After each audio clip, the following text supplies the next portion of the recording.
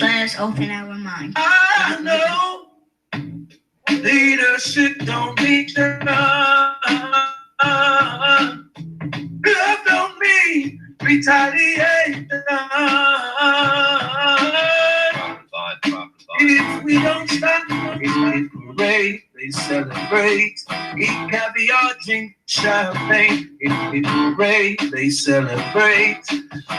At the death of a child of a slave. I never said, hey,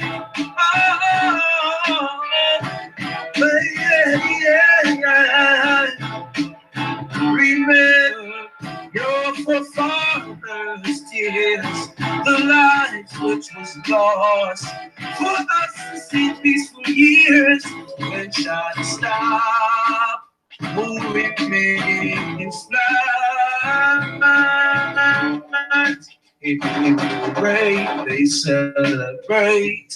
Eat caviar, drink champagne. If you pray, they celebrate. At the death of the child of a slave.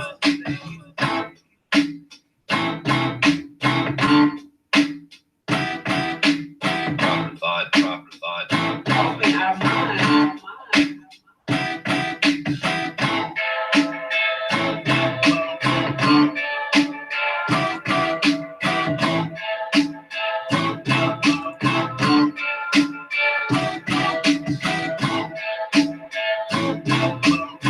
We don't stop.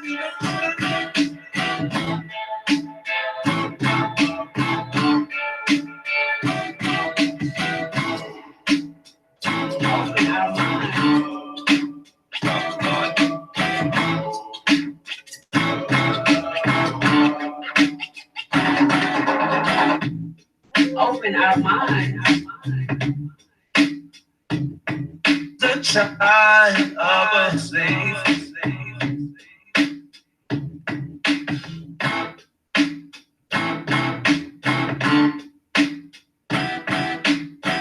Proper thought. Open our mind.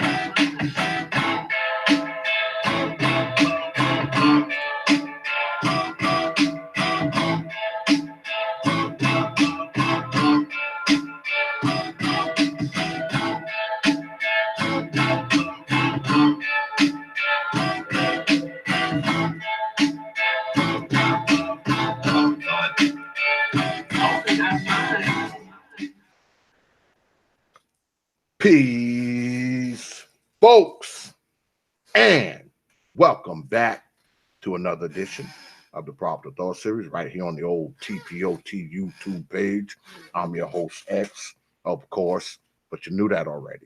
That's why you are here. And this lovely lady next to my right, y'all already know who she is too. Teacher Tanisha in studio once again. Told y'all be seeing more of her. Now tonight, it's not going to be like the usual hours of power. Y'all know usually on the hours of power, I get somebody up here interviewing for an hour, then somebody again, This week we're doing something different. This is a special request show. The brothers wanted me to do a part 2. I don't know if y'all was watching last week, but last week we did a show about brothers who choose others, and the brothers wanted to continue it on to the following week. So, being that I'm about the brothers, I went ahead and said, okay, we'll do it this week, which is fine by me. Now, tomorrow, the OG, Jay Speed, is going to be here, and he's going to be doing a presentation on the over-sexualized black man. I think it's going to be good too, because the OG said, yeah, I'm going to do some research. I'm going to show some slides. So it's going to be some teaching type shit. I probably won't even be saying much. He'll probably be at the helm. His presentation going to be I'll probably just be sitting here listening with the rest of you. But that's what's going on tomorrow, 9:30 p.m. Eastern time on DXL, because y'all know how we do it here. So after that, it's probably going to get a little crazy because, all the Negroes going to be here, the usual suspects, the J Shines, the Why You Mad, the BMTs, who else? Probably Brother RJ will be here as well. Brother Art and Style will be here tomorrow, probably. Jay Shine, of course. So be your ass here tomorrow because tomorrow gonna be good. We starting late because I was actually watching. I was down the hall watching ODJ shit. They're going ham down there. So I start the shit late because I want to finish watching that. Plus, y'all know how we have that cross shit. One person doing a live and the other person doing a live, and motherfuckers is watching him and motherfuckers watching you. So I was sitting there watching ODJ shit and fucking lost track of time like a motherfucker. So that's why we kind of starting late. But yeah, tonight we talking about brothers who choose others. And if you remember from last week, we had the brothers talking about choosing white women, choosing Latino women, Asian women, and alike. Full disclosure, y'all know, I'm married to a black woman. I don't disparage brothers who they find it happening somewhere else. That's on them. I just didn't choose to go that route. But y'all know me. Y'all know X. Y'all been around me for a while. Y'all know that some of my grandkids are part Latino and part black because my sons have Latino wives. So, they still my grandbabies. They still got my fucking last name. So fuck y'all if y'all don't like it. Yeah. Well, Latinos is like black folks. I mean, when I say that, I mean like in New York and Brooklyn, the Bronx, Queens, Manhattan, Harlem, all of that. The Latino population and the black population mix anyway. So to me, growing up, they like a part of us. Understand? I understand there's a cultural differences and certain things like that. But most of them know, like, they descended from black people, even though some of them deny it. And we all know, the Latinos are like the Dominicans, and Dominicans are like, Well, I say that. They're black. They come from black people, period. I say that because when we have these kind of conversations and we talk about these kind of topics, yeah, I don't want people to think I'm disingenuous about the shit that I'm doing. Right. So I'm like full disclosure, I let motherfuckers know right off the rip. Right. My sons are married to, because everyone who knows me knows I have millennial age sons. Right. And they're married to Latino women. Right. So of not course, white women. Yeah, they're not white women. Right. They're Latino women. So my grandkids, some of them, not all of them. Right. Some of my grandkids are half Latino. Right. So they still my babies. Right. My oldest grandson, he's named after me because he named after his old daddy. Right. And his daddy's named after me. So that little motherfucker's named after me. Right. Okay. And I don't care that he's half Latino because he's half me, because he's half his daddy was also half me. So that doesn't bother me at all. But I digress. We're gonna drill down on this. Okay, Brother Supreme, I see you up there. I got you, brother. We're gonna try to drill down on this a little bit. We're gonna try to find out the why. We're gonna try to find out we're gonna get to the core of this, At least try. We're gonna try to find out, why brothers like white hoes or Asian hoes or Latino hoes as opposed to black hoes. That's what we're gonna do tonight, y'all. He said that, not me. But also, before we get started, y'all know what I gotta do. I want to thank my subscribers, my donators, my contributors. Got some donations in last week. As always, I always start the show off with thanking y'all. Y'all are so generous to this platform, man. It's like it'd be beyond words. If I was a sappy Negro, I'd probably be up here crying. But y'all always, y'all look out for this platform. We don't have a great big old platform, but y'all always look. What's good, brother Art? If you want to come on, you can, man. Let me know. I'll shoot you the link like in 5 seconds. Oh shit, the OG J Speed in the house too. What's good, OG? I see you up there. Y'all are so generous to this platform, man. I mean, y'all donating shit. Y'all here every damn week. Listen to me talk shit. I mean, y'all look out for this platform, man. And I want y'all to know, man, that I appreciate y'all. I consider all of you to be supporters because you watch this channel, you subscribe to this channel, you like these videos, you share these videos. It's not all about your money. Now, don't get me wrong. I like when you send me money now. If who say he don't like you sending him money, he telling you a goddamn lie. Now, I like y'all sending me your money. I do. But it's not just about your money. Hey, what's up, Lady China? I see you up there. It's not just about your money, man. It's not just about your coins, man. It's not. I appreciate your coins, but just you being here, I consider you a supporter of T.P.O.T. I'm humbled. I'm honored. I'm grateful. Okay. And I thank you. I thank all of you, man. I do.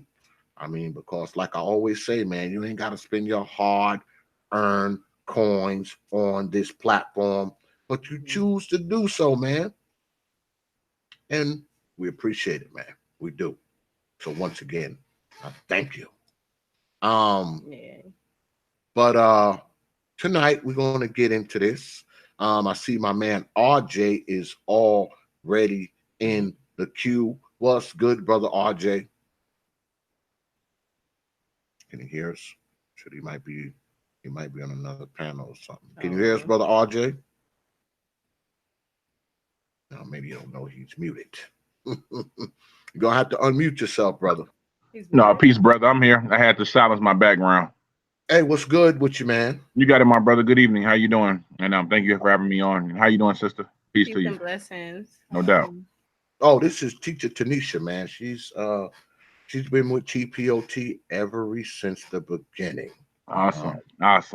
Back when it was just a little fledgling platform. I'm glad you thought to make it happen, brother. And thank you. Yeah, I mean, she's been around. We've had our ups and downs. Her and I, we've had our, No, we ain't. He my big brother. I listen. I ain't nobody duking out nothing. But she's still here. She was here before everybody came.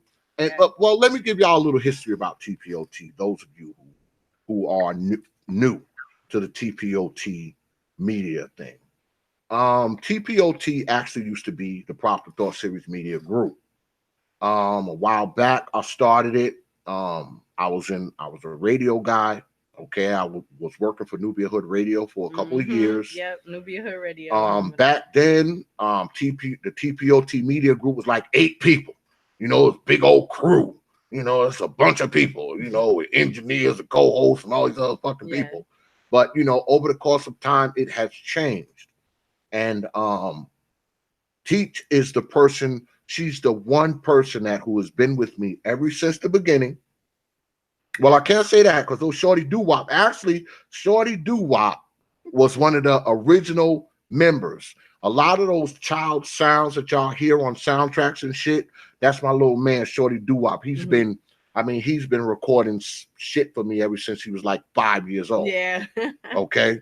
So he was the first. He was one of the first members. Teacher's been with me just as long as that.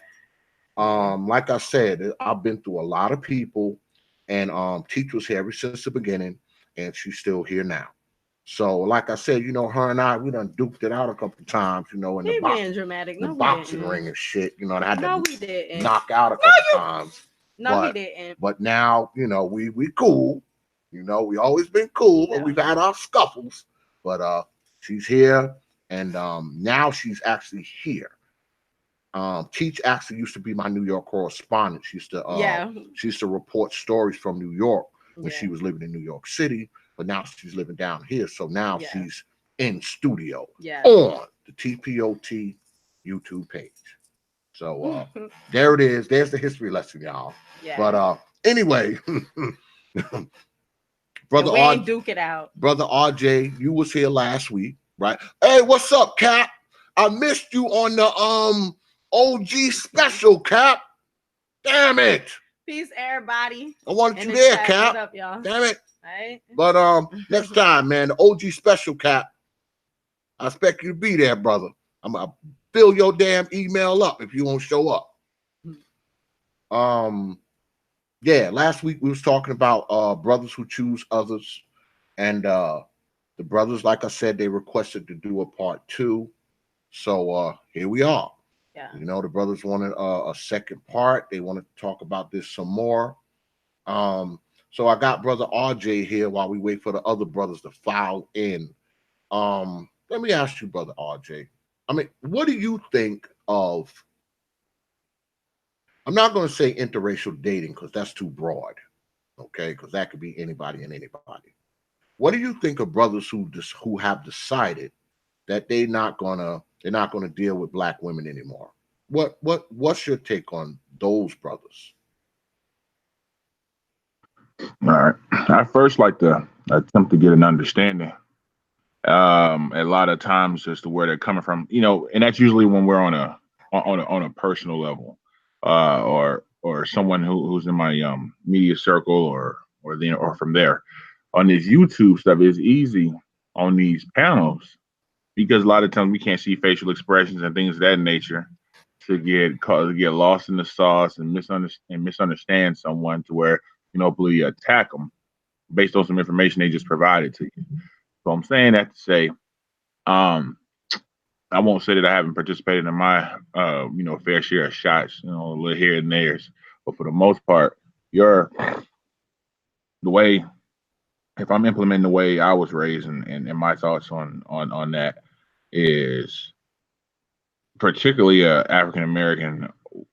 The African American woman is it's the key counterpart, and then and anything else is uncivilized, if you will. Let me go back to what you had mentioned a second ago. I ain't went straight too far. As far as what the brothers were saying, I don't get. I think the reason what I keep hearing is that the sisters aren't submitting. They've gotten caught up in this tidal wave of nonsense that's been carried down from Big Mama, Grandma, whoever, and now it's in today's young lady, and they're saying that the sisters aren't listening, things of that nature. Now me, I'm handicapped because all I've ever dated and all I ever continue to date are ADOS women. So I can tell you experiences outside of that. Now I can relate in the sense where I can see where it's coming from. But I guess with me, I look at how my mom was. She was a really good example. And so I didn't have the typical mom I think a lot of guys may have grown up with who was like very strong. My mom was very soft spoken and she displayed feminine qualities. So again, I didn't see that in my household. So when I did, so with me, it was actually the opposite. Wait a minute, brother RJ. You mean to tell me you didn't have the typical old Is that what you're saying? That's exactly what I'm saying, brother. Go ahead, brother. No, you're good. No, I appreciate that, G. Yeah, man. I'm always fortunate in that sense. So when I seen that behavior, it actually threw me aback because I've mentioned on Obsidian's panel and some other panels because of that naivety, however, I mean you go in thinking my okay, I knew to stay away from the ones, so I guess who are outwardly doing it. Where I got caught up in my personal life was one who was a chameleon. Really real thorough. But I learned a lot of game from the situation, right? That's my ex-wife. And so, but even after that terrible experience, I haven't gone on a campaign to where I'm just hating sisters. To me, it doesn't even feel right to roll off my tongue. So I stutter there. I couldn't even go on a campaign where I'm just like, you know what, hey, I'm through, I'm done, and all that. Like I said, just saying all those terms that somehow relate to defeat. I don't know, they just don't sit right with me. But I'm aware of these issues. Of course, I obviously want better. I won't settle. I believe in dealing with the good within your group. And networking that way. If it's slim pickings, then hey, you better get through the debris to hopefully find that good one for yourself. But with that, I'm gonna turn over to Brother Supreme King Coon. Yeah, we've been joined by my man, Supreme What's good, brother Supreme? Hey, what's going on, X? What's good with you, man? The brothers wanted to do this, man. I know you wasn't able to come last week, but I got you Man, here now because you know I really got a lot of respect for your insights, brother. Um, so let me ask you the same thing I asked brother RJ. Do you think that do you think that the same are your thoughts similar to brother RJ as he spoke about how black women are, and brothers feel like they need to go elsewhere. Is that your perspective? Because see, you don't have an American black wife. Everybody knows that, right? So was that your, how do I say this? Was that your outlook from the onset? Like when you first got out there, you started dating, you started, being with women, being around women. Was that always your outlook? If it's your outlook now, was it always? no, it wasn't always my outlook. And before I go further, man, it's my first time being on the show with your co-host, man. I just want to say, hey, how's it doing, Miss Lady Ma'am? Oh, peace and blessings, brother. Oh How yeah, are you? that's teacher Tanisha. How I you could tell doing? you fucking people don't watch my shit, because see, if you watch my shit, There's some videos you on there would with know who me. she is. Because here on the Proper Thought series, there's actually a teacher Tanisha series Yeah. on there. So you motherfuckers don't know who she is because you I'm gonna have motherfuckers to. y'all don't watch my shit, man. You just told Yeah, on yeah, yourself. yeah. You exposed me, man. But You yeah, said a expose me. couple of times, man. I'm just listening to speak, man. I'm impressed. I'm impressed. But yeah. So far as what RJ was saying, I'm kind of diametrically opposed to RJ. I think it's perfect that you have us both on a panel. Maybe we can give two different opinions, and people can Oh make up their yeah, Absolutely. mind from there. I don't want a bunch of people on here who agree. That Yeah. doesn't make that doesn't He make for wants good some ratings. drama on the show. That doesn't make for well, good well, ratings. well, speaking of drama, when you Hmm. talk about the whole dating and marriage situation and so forth, that's exactly why I chose not to go the whole American black woman route, because um, I don't like drama in my household. I like things to be peaceful. I like things to flow very smoothly and in an organized fashion. Um, just like to X runs a business. So do I. I've done so for the last, actually coming up in September will be year number 10. When you run a business, you need your home to be peaceful and straight. You need everything to run very in an organized fashion, because that could be a huge distraction. Huge distraction. So Mhm. um I guess to start out, like you were saying, when I was coming up and so forth, I'm the youngest of five children, and two brothers, two sisters. And I used to see the things that my older brothers went through. One of my brothers is about what 16 years older than me, and the other one is 5 years older. And I Mhm. saw all the stuff that they dealt with black women. And then when I was coming up, I started to see some of the same attributes. And then I just was like, nah, I'm not going through all that. Not going through it, man. Do you think maybe, not to interrupt you, pardon, but do you think maybe it was the type of sisters that they were dealing with? I mean, because let's not, categorize and make it look like we're all like drama and all that stuff. Like, what kind of women, what kind of black women were they dealing with? Like, what were their like attitudes? What were their personalities like?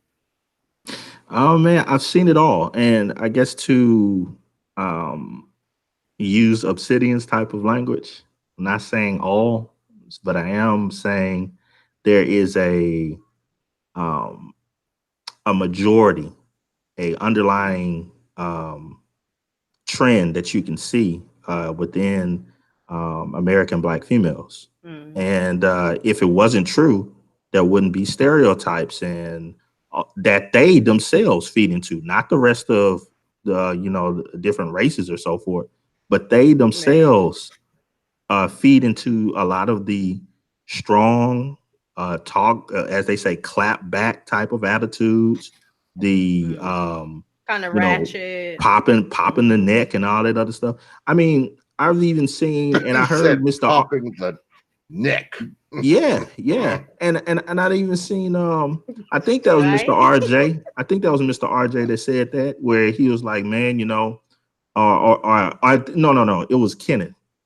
He stated, man, even at different higher status places, he's seen, and I've seen too, where you'll have black women that you would think, hey, they have a PhD, they have, this accomplishment, that they're in a totally different field that's away from ghetto ratchetness.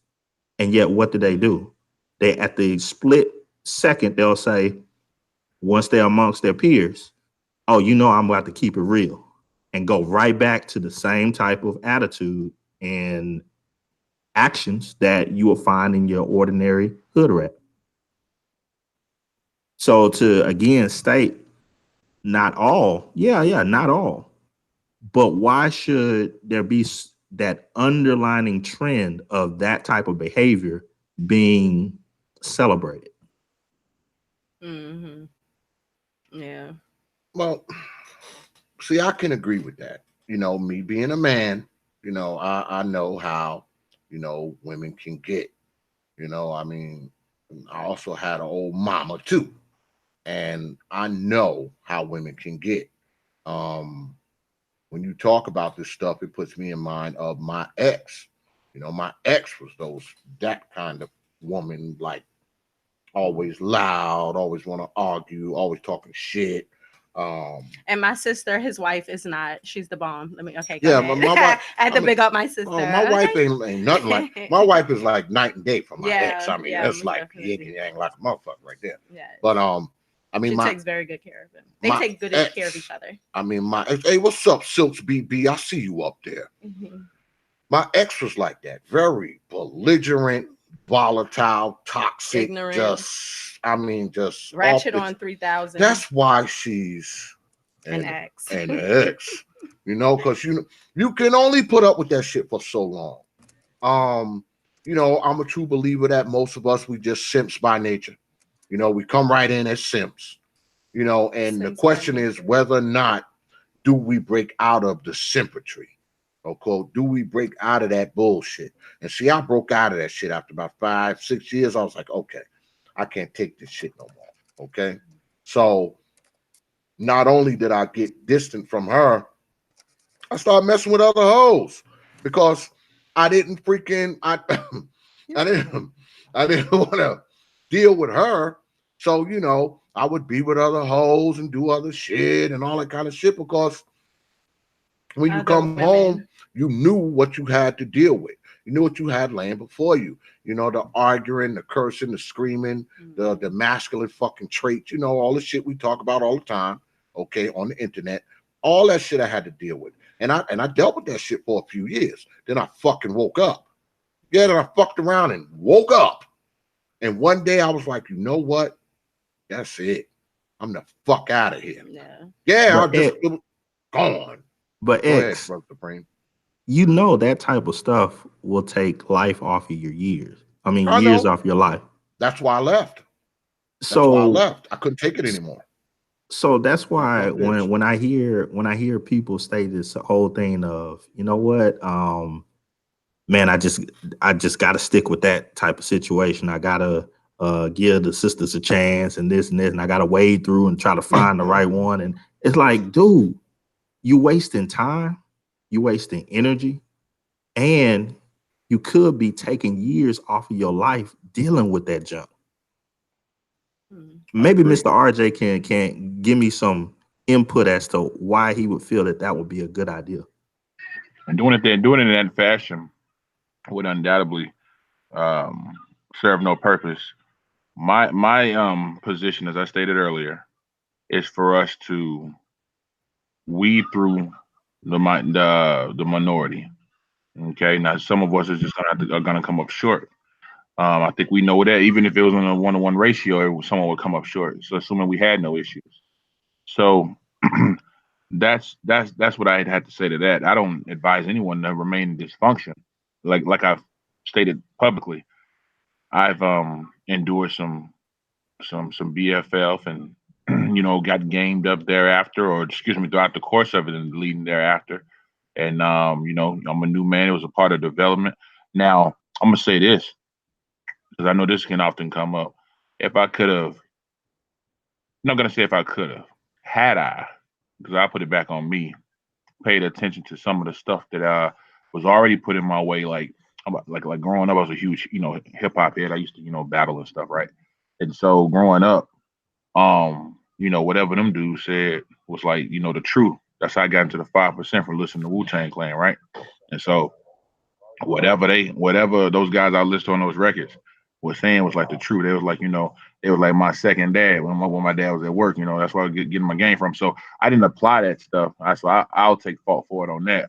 And like Brother X said, you sinners by nature. You want to do the right thing. You want to do things by the book, But then when this other stuff come up, and then here we go, we got to have we have to put a counter. We have to have some defense now because if not, then you're gonna go through this spiral of getting yourself drained. I do believe that I am against interracial marriage and dating. I've stated several times that that's one law I wish the white man would have left alone. Yeah, if he, if Trump bring that law back, hey, that motherfucking stay up in there until 2060. You know what I mean? Straight up and down.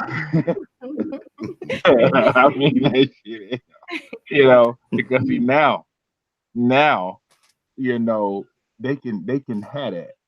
They can Could I have that nonsense right there because diluting our seed does nothing for the future, man. It doesn't do anything but create confusion.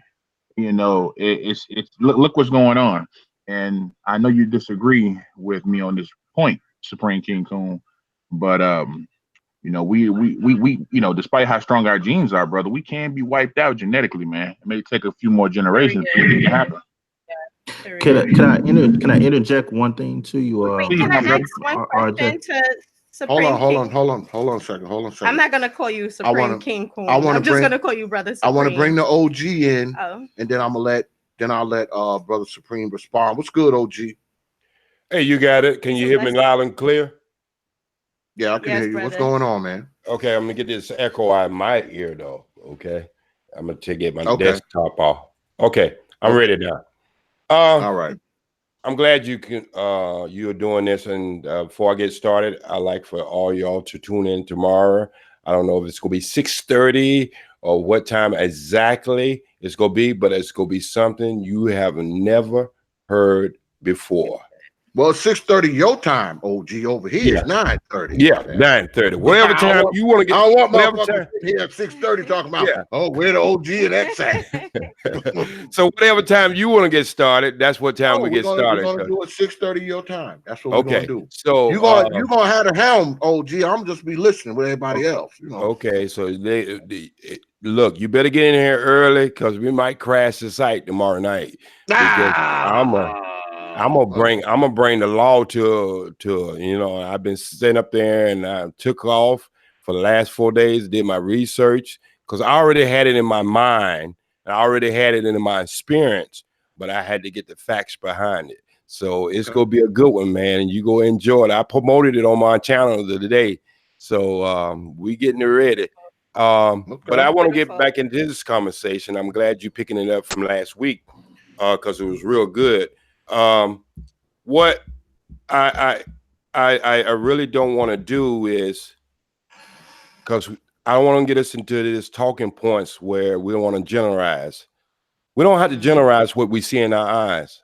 That beautiful sister sitting right beside you, I'm pretty sure at one time and another, she came into a conscious level. And once she became into a conscious level, I guarantee you, if she be honest, she'll tell you, good brothers start hitting her left and right. And not only brothers, but white guys start looking at her. Because one thing about it, look at that hair on her head right there. No, See, when somebody see you original and they see you proud of who you are, man, they want a part of it.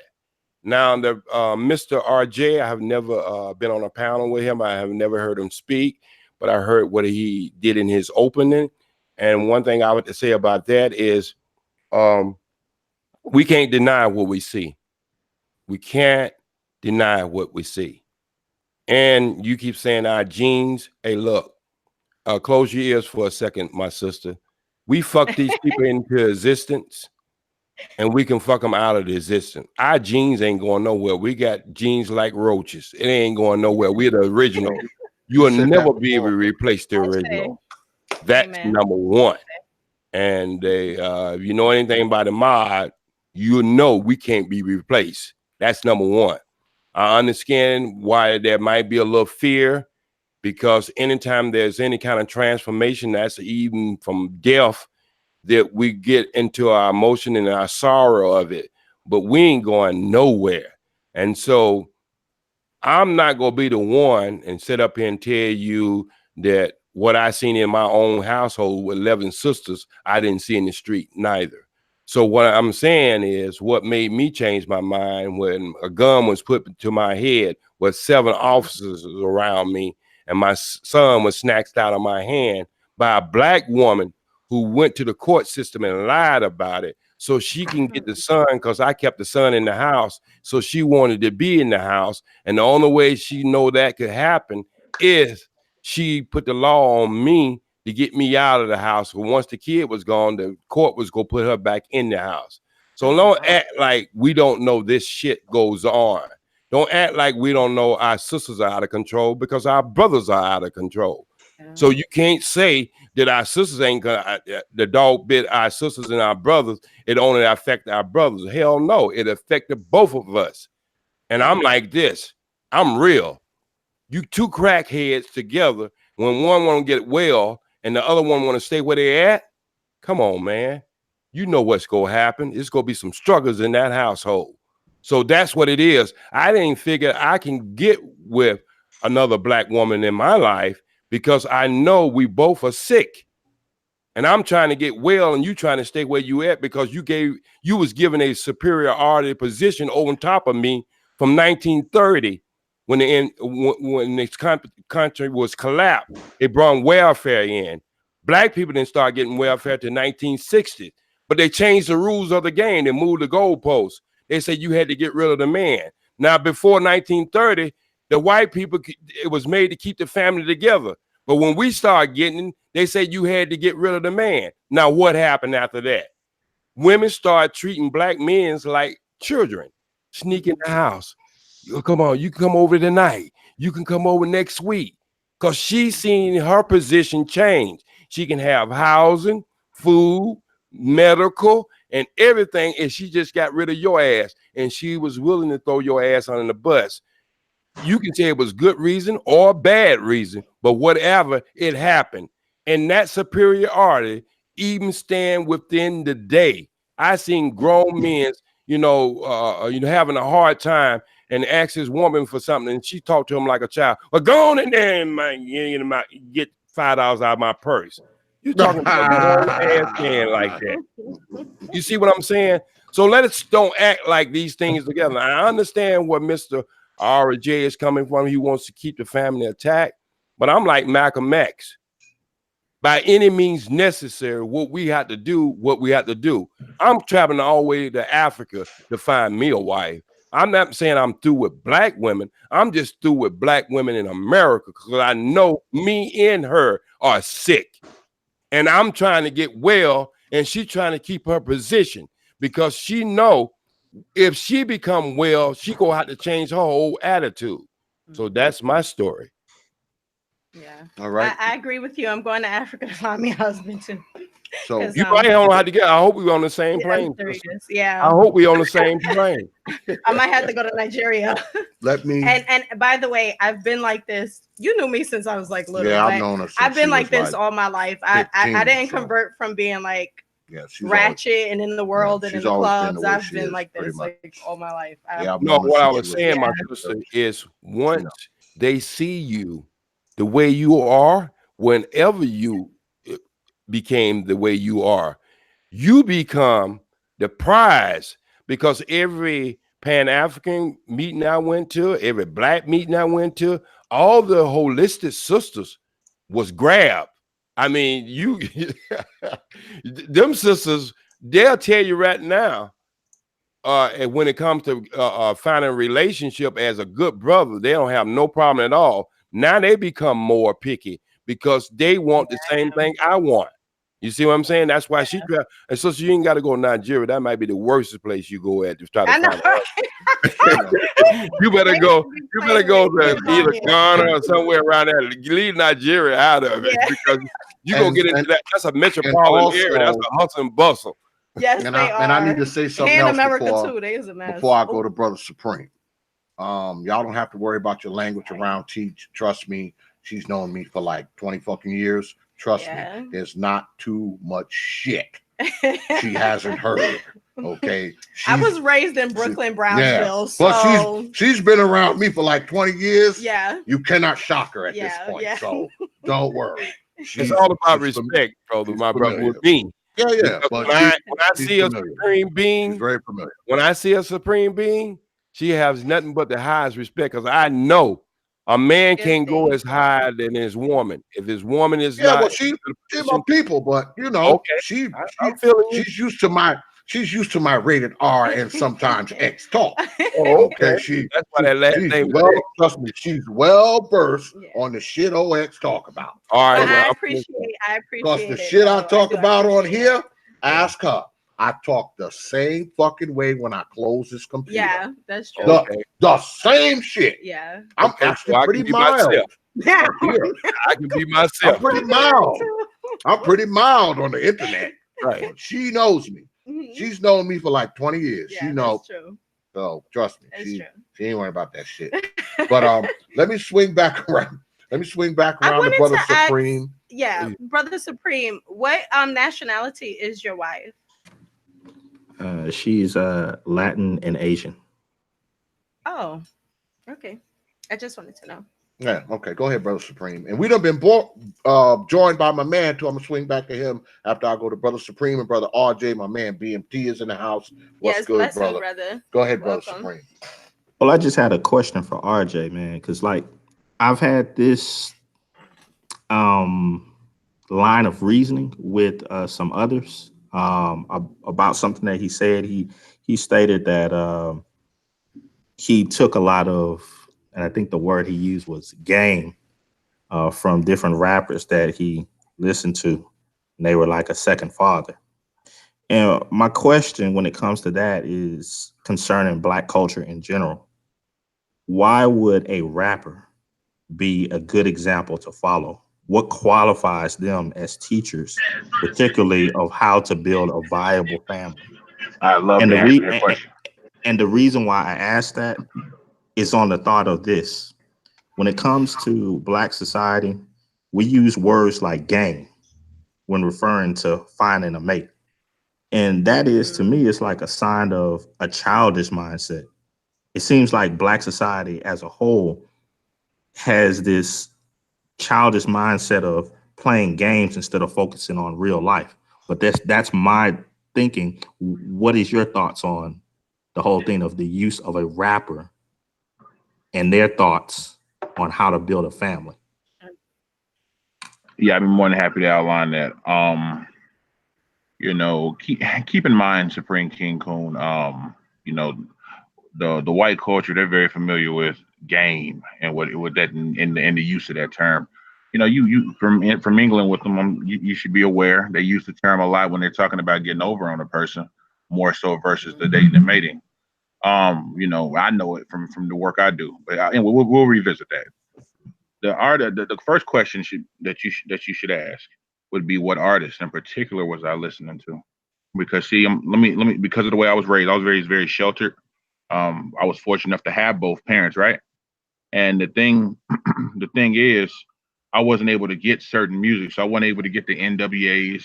I wasn't able to get Too Short and a lot of the other rappers or MCs that use more vulgarity until I got older. So growing up, I was able to be blessed with a Rakim or a KRS-One or ex prophets, all those types of, I mean, excuse me, ex clan, excuse me, all those types of guys. And the thing is, you know, those lessons, 'cause like I said, I used to rhyme back in the day, so those guys inspired me first and foremost. So from that inspiration came, you know, me actually, you memorize the lyrics, you break down the lyrics, you're like, okay, I can apply that to my everyday life, just like reading. If you're an avid reader, I enjoy reading as well. So you apply what you read, to everyday life. Should it fit? And oftentimes it will. If you're reading anything of quality. So I took that same approach to just dealing with life. And so, well, when you learn something, when you know something, without application is useless, it's futile, right? That being in the IT field. And so I wanted to that'd be question number one. I didn't, because I didn't get into the more raunchy aspect of hip hop. Then I had to settle for Cool Mo D and Treacherous 3 and all that old stuff. But it still had just enough subtle game in it that you can apply to everyday life. And game, again, it's like I mentioned with the white boys. It's definitely game is life, brother. Life itself is a game. That's why it's often related to Monopoly. So I mean, and just well as I know, it's all in how you play. So I mean, the perhaps we use the term too narrowly. Maybe we can agree on that point. I mean, I understand what you're saying, uh, especially so far as your background coming in a two-parent household. And I won't go too long because I want to let the other brother amongst men to get in. But um, brother RJ, will you when you look at the majority of our of Black society, would you say that Black men growing up, the majority of them have your type of background, or did the majority of them get exposed to the more raunchier style of rap? Unfortunately, they did. So wouldn't you see that as problematic when you look at how the dating and marrying scene is happening in the Black community? Um, Again, we're not gonna blame this on hip hop because if we do that, then we have to blame these other genres like hard rock. You got people throwing sperm in the audience. I mean, come on, man. So we can't blame it on the genre, But I'm gonna say, but I do feel where you're coming from. But if we got educated people that can stand there and take it in the face from some rock stars with shoulder pads and spikes and all that shit, then we definitely can handle some guys with some leather zip up jackets with some damn beer bottles in their hand. And that applied to what they see. See, here's the deal. Even because I didn't get into, like, let's say NWA went out until I was like 19. Like, literally, I didn't hear niggas with attitude until I was 19 years old, dude. So 2005. And dude, let me tell you something. When I heard it, um, I automatically rejected it because I couldn't relate to a lot of it. I mean, it's only like 3 tracks I like on the album, and that's because I can't even relate to it, man. So when somebody asks me why am I listening to Woo or why am I listening to, he basically, man, people are gonna gravitate towards what they can relate to. So I had, because on the flip side of the coin, I have plenty of buddies who are like, man, I want out of this, man, and they listen to the same music I listen to, and they actually repelled Lil Wayne and they repelled, all these other guys that are out here. I think I'd more so agree with you, Spring King Kun, on your when you bring up the logical standpoint of just an individual's decisions or willingness to want to change or do better. If you can, if you notice the dysfunction as opposed to Well, just going with the flow of the dysfunction. well, X, could I say one thing before you move on to brothers amongst men? Go ahead. Go ahead. Right. What's the trigger? So, Mr. RJ, I don't want to, go into this whole thing about, like you said, a music genre. I'm just using that as an example of some of the symptoms that I see in the Black community. I mean, hey, man, I'm from Houston, Texas, man. I I grew up jamming Screw, so I mean, uh, it's like all that I listen to it all, the full spectrum.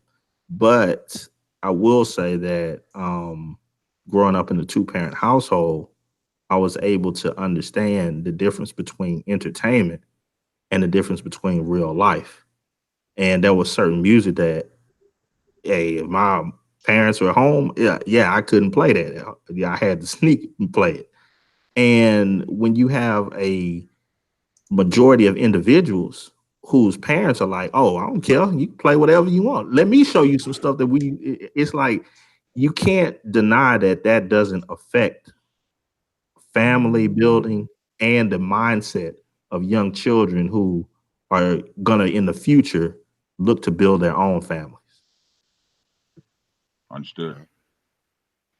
Well, we done been joined by my man, brother BMT. What's good, brother? Blessings. What's good? What's good? What's good? What's good? What's going on, man? I'm liking the new avatar, man. This is the third channel. This is the third channel. Oh yeah, I keep forgetting, man. You got multiple joints, man. We finally got branded on the second one. Shit, those people assholes. You two don't want to give a black man nothing. God damn. No, they don't. But whoa, that's BMT. Yeah, that's BMT. Oh, what's going on, BMT, man? What's going on, man? The avatar, what's going on? Like, The most people who know me. I told you, that's what I said. That's how deep me and Prophet go. Like Prophet knows. I bring Prophet on all my stuff. Like anything I'm gonna do, any project I get, Prophet always gets a seat at the table. That's my dude right there, man. But me and him, you know, we like you and I, Brother Supreme. You know, we talk, you know, behind the scenes and all that kind of shit. So you know how it is. And by the way, X, I hit you on that Streamlabs, man. Oh, you did? Let me see. All right, I'll check it. But I usually don't check my donations to the end of the show, but being that you said that, now I got to look in here. Being that you said that. Oh yeah, I see it. Good looking on that, man. Good looking, brother. So we're looking at it. We're bringing this topic, and I'm glad that I don't want to cut up too before Black Exodus. So I won't go in all. Yeah, save some of that shit for tomorrow. But we're looking at brothers who choose others. And the thing about it, because I'm not gonna, I grew up in a Christian background home. You know what I'm saying? You go to church 7 days out of the week. You know what I'm saying? You gotta, you know, there wasn't no rap music allowed. Then the first time I got to hear that was summer days. And I said, wow, this is music. This ain't gospel. This ain't we shall overcome. So it was different. My grandma turn off that devil music. And I said, well, what is this stuff? But then I always started to wonder, like, my grandma didn't want me. I said, why can't I hang with the other kids in the community or do like them? You know what I'm saying? Go run to the back of the store and break in and steal cream sodas and do other stuff. And not all of them were bad. But sometimes my grandma said, I don't want you out there in them streets. Because see, when I was coming up, the average age for a black boy was 18, you did good. 21, you golden. Hell, you couldn't tell me shit after 21. That's what black boys are saying. Like once they get to 21, they was a man's man because they survived the street. Normally by that time around 13 on our streets, you were being recruited. You were being recruited into something. So either you was joining or not. So you had to have a dominatory male over you saying, nah, man, I claim him. If that was your father, then your father already knew, hey, you stay off that street. You don't go around that area. You stay away from them girls. Because let's not forget, there is some gateway females that if you want to be cool with them, well, come with me to the park around 7. Oh, my mom's and dad said I can't be at the park on 7. I'm not talking as a lane, but we having this talk on what kids in the suburbs, they be, I would say, tempted to go taste the forbidden fruit. What's all the other kids doing? See, that's the thing about it. For the black kids who aren't in the hood, they are interested in what those black kids doing. They're like the Lost Boys. They having fun. Why are you so hard on me, Daddy? Why won't you let me go hang out there and do like them? Because I got you out of that situation so you don't have to go through them. The thing about it is people don't understand a lot of the children in the hood, they don't want to do that because they have to. They do that because they're in a survival mode. My cousin took a picture of free lunch. I'm not sure how many people ever ate free lunch before. I did. I grew up on free lunch. Mm-hmm. But see, they don't understand why we had free lunch in those type of communities. Because now they knew that the most time kids got to eat was where? At school. Mm-hmm. So during the summertime, the child wasn't going to school, that free lunch was life. They got to play basketball. They got to go eat a lunch. Hopefully you can keep them out of trouble, but at least for a good hour or two. And the thing about it is the music, the influence, the stuff that we seeing now is so much of Black females and Black boys in survival mode type of buffoonery. Black females know I got to use my promiscuity to get the right type of barbaric male around me. That hopefully either he's going to protect me under him, or I gotta find somewhere. It's like I gotta get down and lay down. If I'm with this team or this gang, this group, you know what I'm saying? There's strength in numbers. Because that way the man can't get me. But see, there's some Black men and women, they remove their child from that area so that way, guess what? They don't have to live in what? Survival mode. See, people don't understand that because they never got to live and have to go to, see, they don't have to worry about when you hear a car, your mom said, everybody get down. See, people don't know what that kind of struggle is. People don't know what it means when you see two flashing lights at a damn corner and your brother looks at you, you already know, everybody get off the court. See, I see that's the kind of thing, that's the world I migrated from.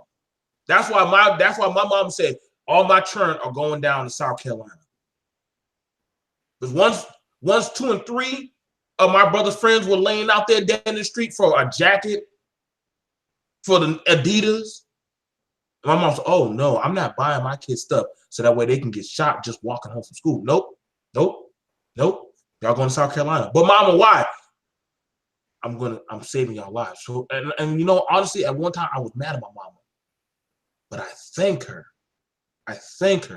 But she knew doggone well 1 out of 3 of my sons is going to end up in that game. Because their father's locked up and they're going to seek that type of power. So when we look at it, when we ask like what brothers who choose others, is because they look at the choices of the picking a slam when it comes to the women. You got to fight for your woman in that type of environment. You can't just say, I was the nice guy. And I hear this talk. Well, I was the nice guy. Why didn't I get the girl? It's not about being the nicest. Nicest is seen as weakness in some of these areas. You can be intellectual. Only time you show you're intellectual is when you're running something. You got to have a skill. Well, guess what? Prophet can fix cars. So guess what? He's in that lane of power where guess what? He can show his intellectual smarts when it comes to mechanics. Brothers aren't going to challenge him. They're going to actually come to him because he has that seat of power. OG is an OG, so he has the time in that he survived the street. So guess what? He gets to tell the story. Sister can sit there on the stoop and tell the younger girls, listen, y'all, watch out for those boys. Why? Because 1, she ain't got no doggone kids running around like that. 2, a man got to approach with respect. You see what I'm saying? You have to earn those type of rankings and titles in those type of areas when it comes to the Black community, especially the hood. But see, in the suburbs, it starts to level out into more of an equal playing ground. Why? Because you don't have to go in survival mode. Why? Because you're not going through that stuff. You're not in Egypt anymore. You don't have to do that. You can take your Black ass straight to school, get your education, and prove yourself in them books. The streets don't give a damn about them damn books like that anymore. All they care about is power.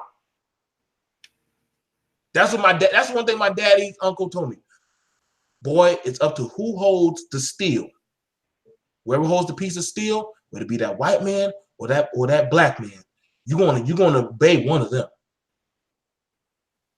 Well, let me ask you this. Go ahead, Prophet. Brother BMT, because you speak of survival mode, right? Right. Is it your belief that if brothers, they got white women or Asian women or whatever kind of women they got, are they doing it for is that a survival mechanism? And when I say survival, I mean survival far as, I want a woman, but I want a woman to be a certain way. I want a woman and I don't want a woman to have the traits that many black women that I'm familiar with have, that are pretty much, you know, what we understand as the quote unquote norm, if you will, the stereotypical norm, is that brothers in survival mode. And when I say for survival mode, I mean, is that how they survive amongst, and I'll ask the rest of the brothers on the panel too, is that a sense of survival mode where, hey, I want me a woman, but I don't want the shit that the freaking black hoes is giving me. I want a woman who's this way, that way. I can't get it from black women. Just can't get it.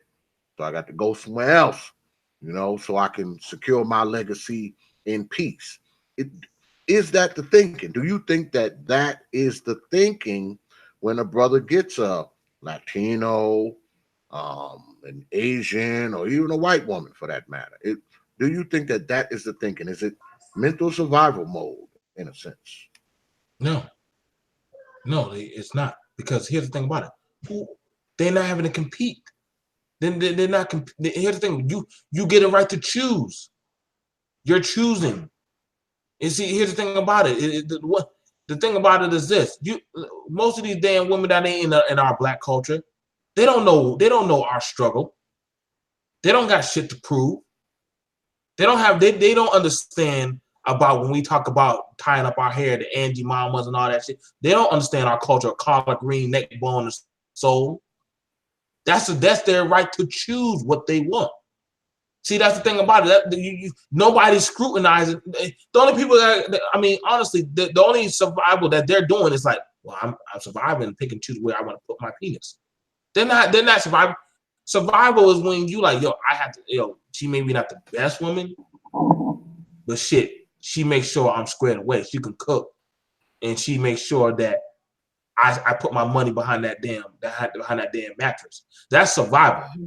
You see, and Sister Lab, she knows exactly what I'm talking about. When sometimes you like, you know what, brother, I know you an ain't shit nigga, and you know I ain't the best woman, but damn it, you got my back. See, you picking the survival female that best will make sure we get out of this together.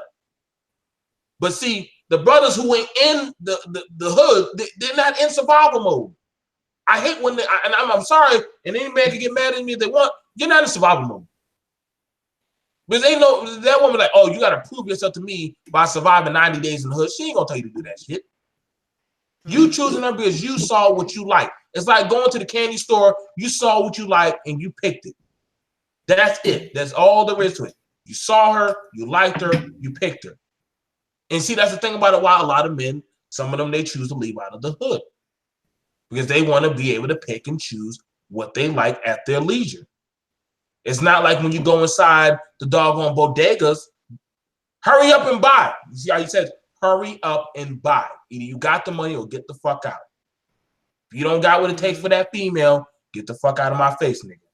Because she's like, there might be a potential nigga coming around the corner. And it's sad to say, but getting a prime quality female that can cook, clean, braid hair, and rear children, and not fuck up your money, I'm sorry, but that's a rare goddamn commodity. You gotta damn drop an engine, fucking balance a checkbook, be on game, damn be there for Wednesday night Bible. You gotta do a lot of shit. And hopefully you can damn slap box. You gotta do a lot. Let me stop.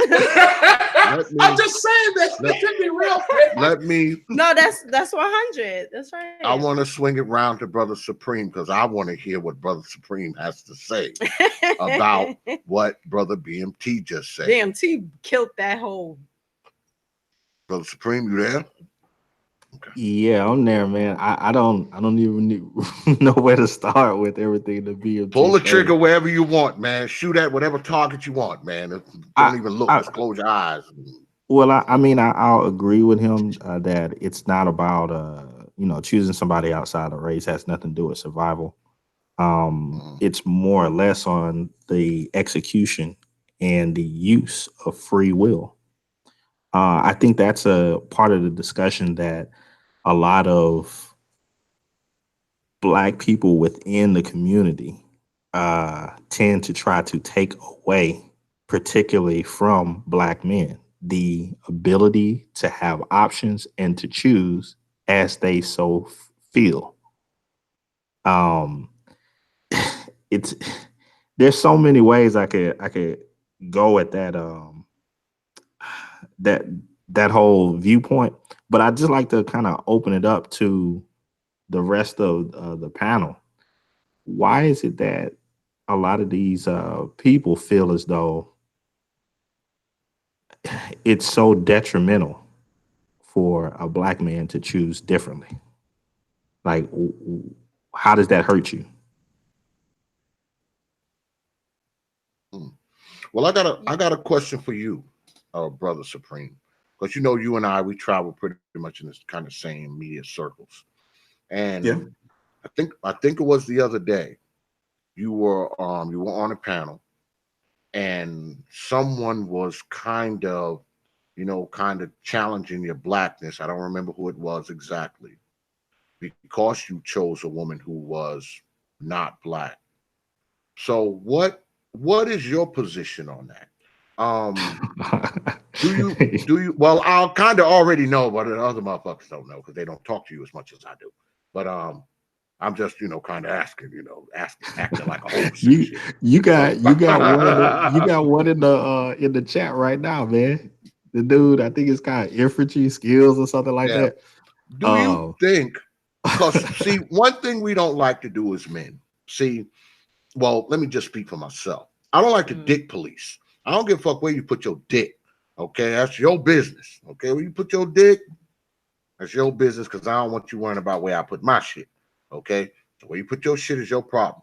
But what often happens is brothers will take the fact of who you date, who you marry, who you have children with, and try to turn that into something that makes you less black because you're dealing with someone who's not necessarily black. So that makes you less black because you're dealing with the Latino or the Asian or the white person. You know, am I bullshitting? I mean, Yeah, Latinos in the hood is like black people. This is well, how your wife probably isn't from the hood. This is how they come at you with this shit. You know it, brother Supreme. They yeah, say, well, you but got this white woman or you got this Asian woman, so that means your ass ain't black no more. well, So I'm what do you think about that? Well, I'm gonna use kind of like how OG stated, man. It's a sickness, man. It's a straight up sickness, man. There's no way other than I can explain it. I'll give you just a quick example, man. A very quick example. You have some Latin people that are in your family. Now, when I was talking to Mr. RJ and I was telling them, hey, there's a lot of things that have to do with rap it's basically anti-family. There's no way you can go around it. His first comeback to me or a rebuttal was, hey man, but there's white people that listen to heavy metal and stuff like that and such and such. And I'm like, okay, are white people the only other people on the face of the planet?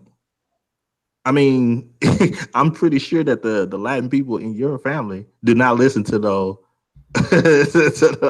heavy metal, man. It's like they got totally different types of music that transcends all that stuff, and it's like there's so many different flavors of things, but people go right into this whole black white thing, like that's just the only thing on the planet. I mean, it's like, so I'm just giving you that example as that sickness of that mindset of they only see things in just black and white. Like there's no other races and cultures of people that's on this planet that are doing their own thing and have been doing their thing for thousands of years. So, to go and to answer a little bit further, take for instance, like we got the dude in the chat room, infantry skills. And he says this whole thing, about me being a coon, of course. I don't care about that. But the whole idea of having children outside of the race. Again, how does that affect his personal life or anybody's personal life on this panel? True. Again, it comes right back to if you want to come up on the panel, infantry skills, yeah. Infantry skills, shoot me an email, brother. You can come on up here. Well, I'm assuming you're a brother. You can come on up here and shoot your shit, man. You know, don't argue with folks in the chat room. You can come right here on the T.P.O.T YouTube page and say your piece. Go ahead, Brother Supreme. Oh, I wanted to ask him a question. Oh, you want to ask Brother Supreme something? Yeah. Well, I'm guessing probably you and your wife have children. Is that correct? Yeah, 2. We do. Okay. How do you raise your children? Do you raise them to think that or do you raise them like, oh, you're biracial, or do you raise them as being Black children or indigenous? Autochthonous? We have every kind of title at this juncture, but how do you raise them? I don't raise them on the whole thing of race on anything. My whole viewpoint is, hey, there's cultures all over this planet. Grab the best aspects of any of those cultures and implement them in order to succeed. You have to be able to learn from people of all sorts. So when going back and looking at our culture, and I asked this to another brother a long time ago, okay, if you look at our culture as a whole, at what point, or what are the things that you want to preserve out of our culture? Now, a lot of people will start going back into the past, and they'll talk about some of the things that Black people were able to accomplish while being, in bondage or while coming out of slavery and such and such. But as we continue to come forward and forward and forward up to our day, the less and less stuff that most people want to preserve. And I think that's very telling. That I think it's very telling that our culture as a whole is becoming more self-destructive than it is positive. So you don't teach your children about Black history and culture? I mean, I can understand you saying everything about the negative aspects, but do they know who they are? Do they know their lineage? Do they know the good that Black people have done and are still doing up until this day? The different cultures, you could go to Egypt or whatever, not just there, Ethiopia, other places in the world that have such rich history. I mean, we weren't slaves of the whole entire existence of our people. So that's a very minute piece of history of our people. And we weren't, I don't like when people focus on slavery, and it makes us look very weak as a people. We fought, throughout slavery for our freedom. That's why we're free now. So it's not just about us being slaves or that being such a huge part of who we are as a people. I mean, I'm just trying to find out if, all different worlds and cultures and religions, and I teach my children the same thing, but do they know who they are? Like, I don't want them to be, if they're your children, raise them how you want to, but I don't want to think or feel that they're being raised to think, oh, Black people are just ghetto waste of sperm cells. Like, it's not like that. Like, they know about Marcus Garvey. Do they know about so my mind is just just different things. W.B. Du Bois, Booker T. Washington, the whole nine. I have no I have no issue with any of that, and I promote that. That's a beautiful thing. All of those people are great individuals, but Francis it's a big difference. I mean, the list goes on. But there's a big difference between me saying, "Hey," because you're talking about at this point 3 lineages.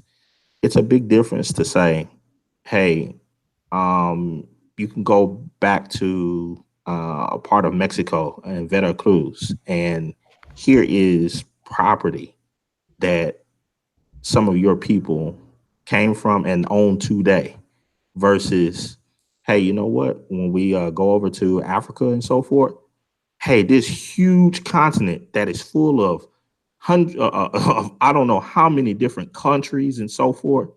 Yeah, this is where you come from. And that's a big difference, man. Africa is huge. And I think a lot of black people don't understand how big it is because a lot of them have never been. So to say, hey man, Africa is your roots, that's like saying, hey, you come from Asia. Good grief, do you know how big Asia is? So it's I think it's when people say stuff like that, or so far as like when it comes to my setup and my family, yeah, I can look back and I can trace different things up to a certain point. But when it comes to other parts of the lineage, it goes a lot back. It goes much further without guessing, without saying, hey, You don't think that that's due to certain conditions that were put on our ancestors prior to present day? Like Willie Lynch, I mean, like, yeah, definitely. But I can't fix that. no, you can't I fix can't, that, but and you I can think teach them about it right, so but I that they think it can would make be a sound decision and not be so. Wait, all right. We were conditioned, okay? So, yes, at present day and point in time, people can move past that, do research, uplift themselves, their children, so forth and so on. But unfortunately, all of us as a people, as Black people, quote unquote, or quote, are not to that level. So we have to teach our children all, not just some, not just our opinion, because they're individuals. They have to grow their mind, their own opinions, and be their own selves. So we have to broaden out, like you say, you teach them all different types of cultures and so forth and so on. So do I. Do they know the extent and the reason why our people are in the condition of ignorance at this present day and time? Do they know our history? Whether it goes back as far as you can go, or it stops at a certain point, or you have to go get what is it when they do the DNA and find out your lineage and your or that ancestry guy. 23andMe and all yeah, that. right, Yeah, exactly. bullshit. Like I'm just saying, because it sounds so I think all that's minuscule. It sounds bullshit, so, by the way, folks. like, I think it's bullshit. I don't know. do I teach it? Yes, but I'm not going to teach things that are assumptions. Like No, take for I'm talking instance, about fact. There's nothing I said that was an assumption at all. no, not what you stated. I'm saying so Oh, far okay. as like take for instance, if I was to say, hey, we're going to learn this Egyptian culture, there's no way that we could determine whether or not we come from Egyptians. But I'm not talking about determining exactly where in Africa and here too, because this is our land also, but we're not going to get into that. We come Okay. from, I'm talking about the history of it and the reason why you chose to not marry a woman of your ethnicity and outside of your ethnicity. The things that added to that through history prior to us existing, this generation and a generation after us and a generation before us. That's what I mean. What was the root problem? What started this condition that we're in as a people that is not a good one? But That's what I mean. but I don't think not that I need to answer for fucking Brother Supreme because he's perfectly capable of doing that himself. Yes. But I don't think it's so much as of that. I don't think that it has anything to do with the lack of knowledge of history. I don't think it has anything to do with the fact that they don't want to be connected to said history. I don't think that that's what it is. I think that is something different. I think that brothers have, because don't get us wrong, okay? We as Black people, especially us Black men, because we Black men, we talk about this kind of shit all the time. Us Black men, we have been indoctrinated to think that we can only have one kind of woman, okay? And a lot of us feed into that shit. Since when? Since forever. We've always been taught that we can only be with Black women. That's what we've been taught, right? For the most part. They'll be penalized if they were with any other women besides Black women. But, not that they couldn't have. Yeah, but what I'm saying is this. I don't think it has anything to do with history or anything else. I think brothers who choose to deal with other women besides black women, they're looking for qualities that they think black women do not possess. Okay, they're looking for the black women that they deal with. Well, that could be it, but they're looking for that could be it. Not all. Not all. You know, we can go through that whole shit. I'm just saying. I'm sure can you I wouldn't chime put your in on this mother. one? I'm just saying. I'm sure you wouldn't put your mother in that category of the negative aspect and thought. And I would. Not everybody would. I would put my mom in that shit. Everybody wouldn't. I would not want a woman because they like love my their mom. mother. Absolutely, can I chime in on that? Goddamn not. Okay, and I love my mama, but trust me, when I went out to look for women, I looked for women who was the exact fucking opposite of her. That's bullshit. That's another thing we've also been taught. Said they're gonna marry women like me. So. He want a woman just like his mama. No, the fuck he don't. No, the fuck he don't. You don't want no woman like your fucking mama. You don't. Y'all didn't. Teacher, if I could, I didn't. If I could expound on something, teach that to kind of clear up this matter. I'm not saying, and I think maybe it'll help with this dude infantry skills. I'm not saying that all black men should go out and get non-black women. That has never been my position at all. What I'm saying is that due to the circumstances of current conditions in black culture, that sisters like yourself are the minority. You're not the majority. So when you have brothers that are viable men that are seeking viable women, why should you have 300 dudes that are viable competing for you, and at the end of the day 299 of them are gonna lose? That doesn't seem fair. And then you're gonna tell the other 299, hey, you just stuck out, you got to go get you a ratchet, but you got to stay within the race though. You got to stay within the that's crazy. I wouldn't tell them that. That's crazy. Even from a viewpoint of this, some like my boy King Sigma, there's some American black women that are mad at King Sigma because he says, you know what, I'm gonna go get a Afro Latina, I'm gonna go get a woman from Morocco, I'm gonna get a Libyan, I'm gonna go get an Ethiopian. Well, black women. Yeah, it's like, good grief. It isn't going back to Africa and getting you an African woman, not making the quote unquote lineage even stronger than what it is here. Why would they be against that? See, it's not even I wouldn't preach against that. It's that mama shit again, man. I'm telling you. We have been taught, okay. I wasn't. Because my father told me, he was like, boy, you don't want no damn woman like your damn mama. And I told my sons the same thing. I was like, don't feel like you gotta have some woman that looks just like your mama. Like I said, both of my sons are married to Latino women. I mean, they got women who don't look shit like their mama. Don't act like her either. Well, just because of how she act. Why would you want them to be with somebody? Yeah, I wouldn't want when men think of women, right? And this is more of the bullshit black folk indoctrination, that when we think of women, we supposed to think of old mama. That's what we're supposed to think about now. We're not supposed to. Yeah. See, because let me tell you something. People don't like to talk about this shit, but anybody who follows me know X talk about this shit all the time. Black people, we got this whole fucking Oedipus fucking shit, this pseudo-psychological Oedipus shit, where we all in love with our mama and shit. So, we fucked up like that in black society. Y'all brothers know I'm right. We talk about this shit all the time. Talk about this shit all the time. That's why your mama is always telling you, oh, he want a woman just like his mama. No, the fuck he don't.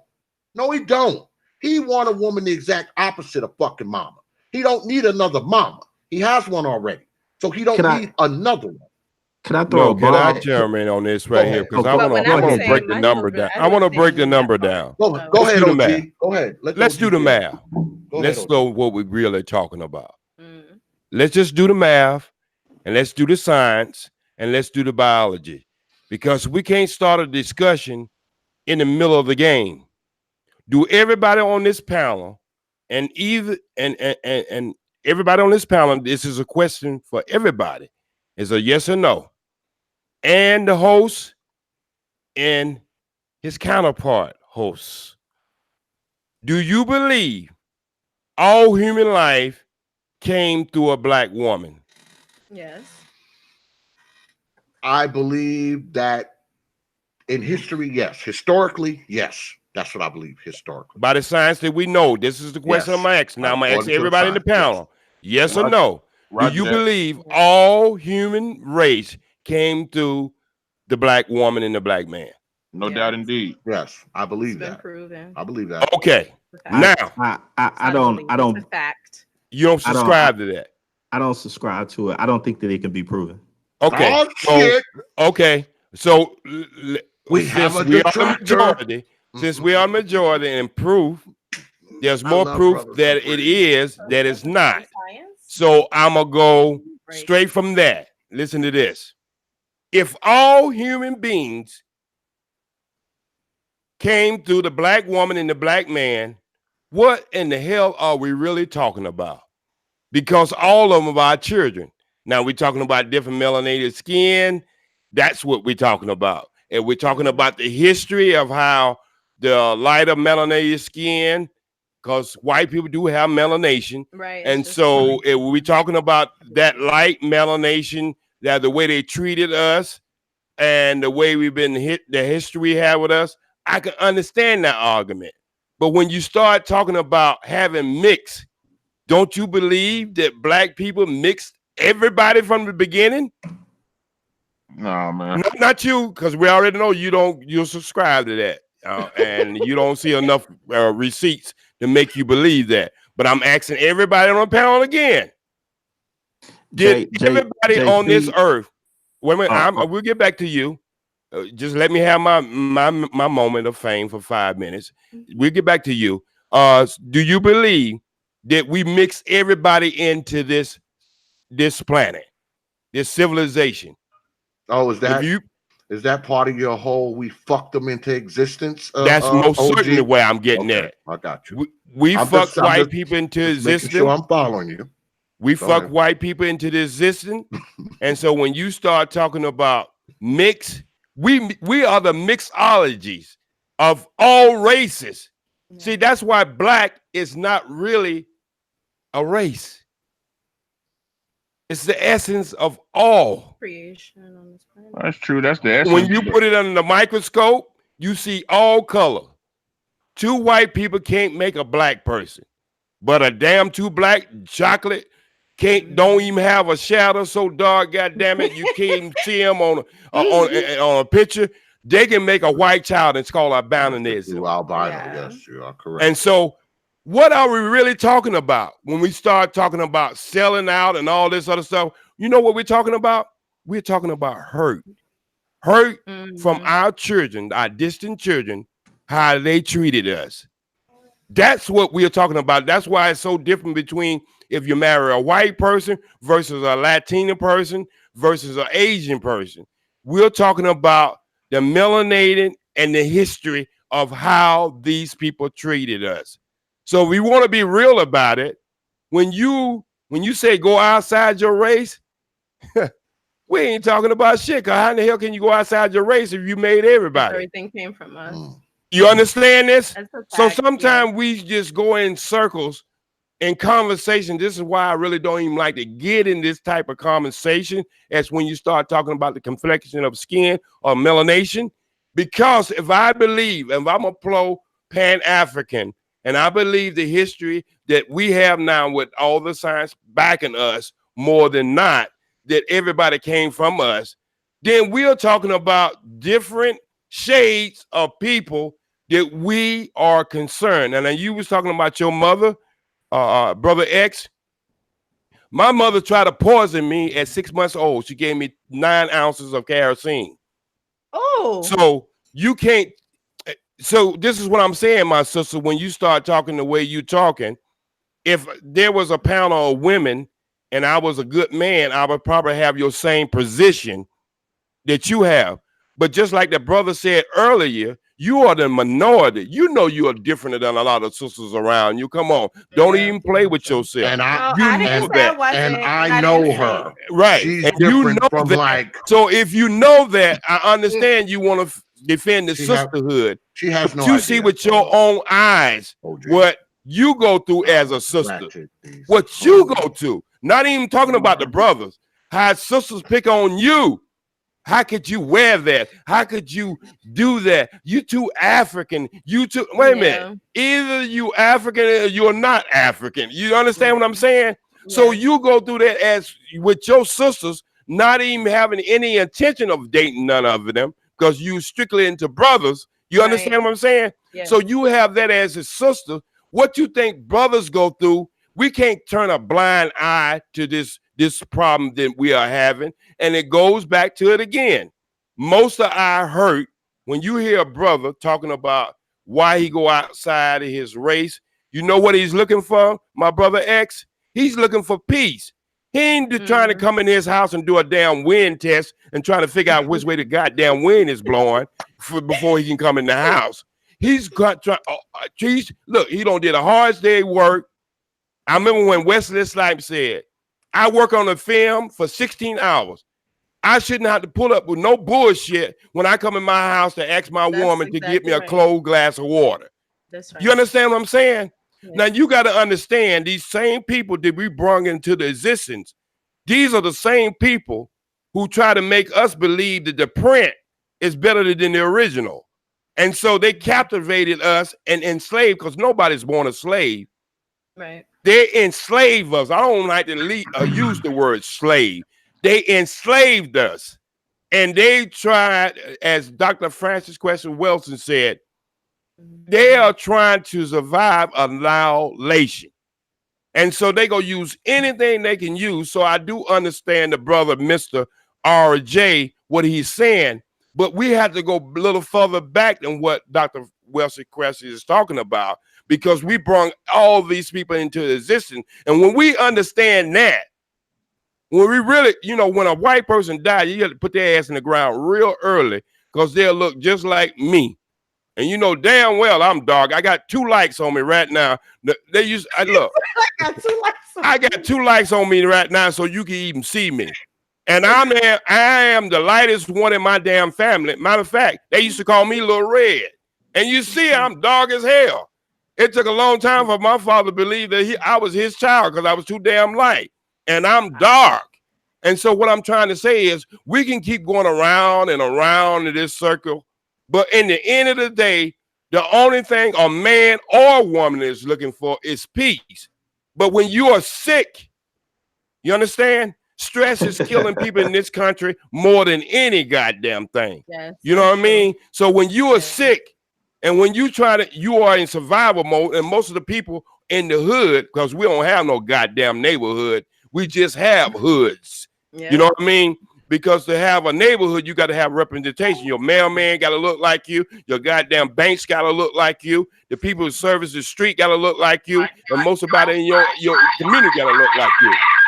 And so when it comes down to it, we got to understand where we're trying to take this goddamn conversation, because we can keep going. Look, let's don't even never talk about music again. Some of the most depressing music that ever was made was fucking blues. And and Dick Gregory would say number 2 to that. And my brother who worked on the radio station, he understand blues. He know that was something. Look, there's nothing even in rap that you can match with some of the shit they were saying in blues back in the day. Was our family ticking then? Yes. And they was doing good, because there was a time in this country with close to 92% of us was 2 households. So don't act like we're totally being influenced by some goddamn music. You know what I mean? Because there's a small population of that is going to have that influence on your movies or any damn thing else you want to use. Because that's a direct effect to saying that we can't make the choices by the bullshit we see in front of us. It's not about the bullshit we're seeing in front of us as when it comes to art, movie, print, or anything else. It's the shit we have to go through. See, that's totally different than what you see. Because what you see in your eyes, my sister, and what you see, the downfalls of the sisters, even when you go try to talk to them, they'll turn on your ass, and you know they will. And so you know that, just like the brother said, you are the minority of the shit we are going through. If every sister was like you, we wouldn't even have this goddamn conversation. So let's just be real about what we're talking about. Yeah. You understand? Let's just be real of what we're talking about. Brothers, you got to understand. Sisters, you got to understand. There was a time in this country when they said there was nothing but two people free in the United States of America. Was a white man and a black woman. Now, I don't know if y'all ever heard that before, but I have heard it many a times. Reason why that statement is true, think about what I'm finna say right about it now. If you understand the art of war, you got to understand the one who has the biggest gun is the biggest threat. And so when you understand that, here we are, brothers, we are 50 millimeter. We shooting machine guns 50 millimeter. Our sisters are shooting M16. So who you think they gonna take out first? They gonna try to take out the one who's shooting at 50 millimeter. But if they can't get to you, who they gonna use to get to you? The thing that's closer to you. And who have they used? Who have they used in history? They have used black women to destroy black men because they know that they can't defeat us face to face. So they take our sisters who are our kryptonite. See, that's our kryptonite because we do love you. We do care for you. We just want you to do better. We want you to be better. And you can tell the size of a community how a sister wear her hair.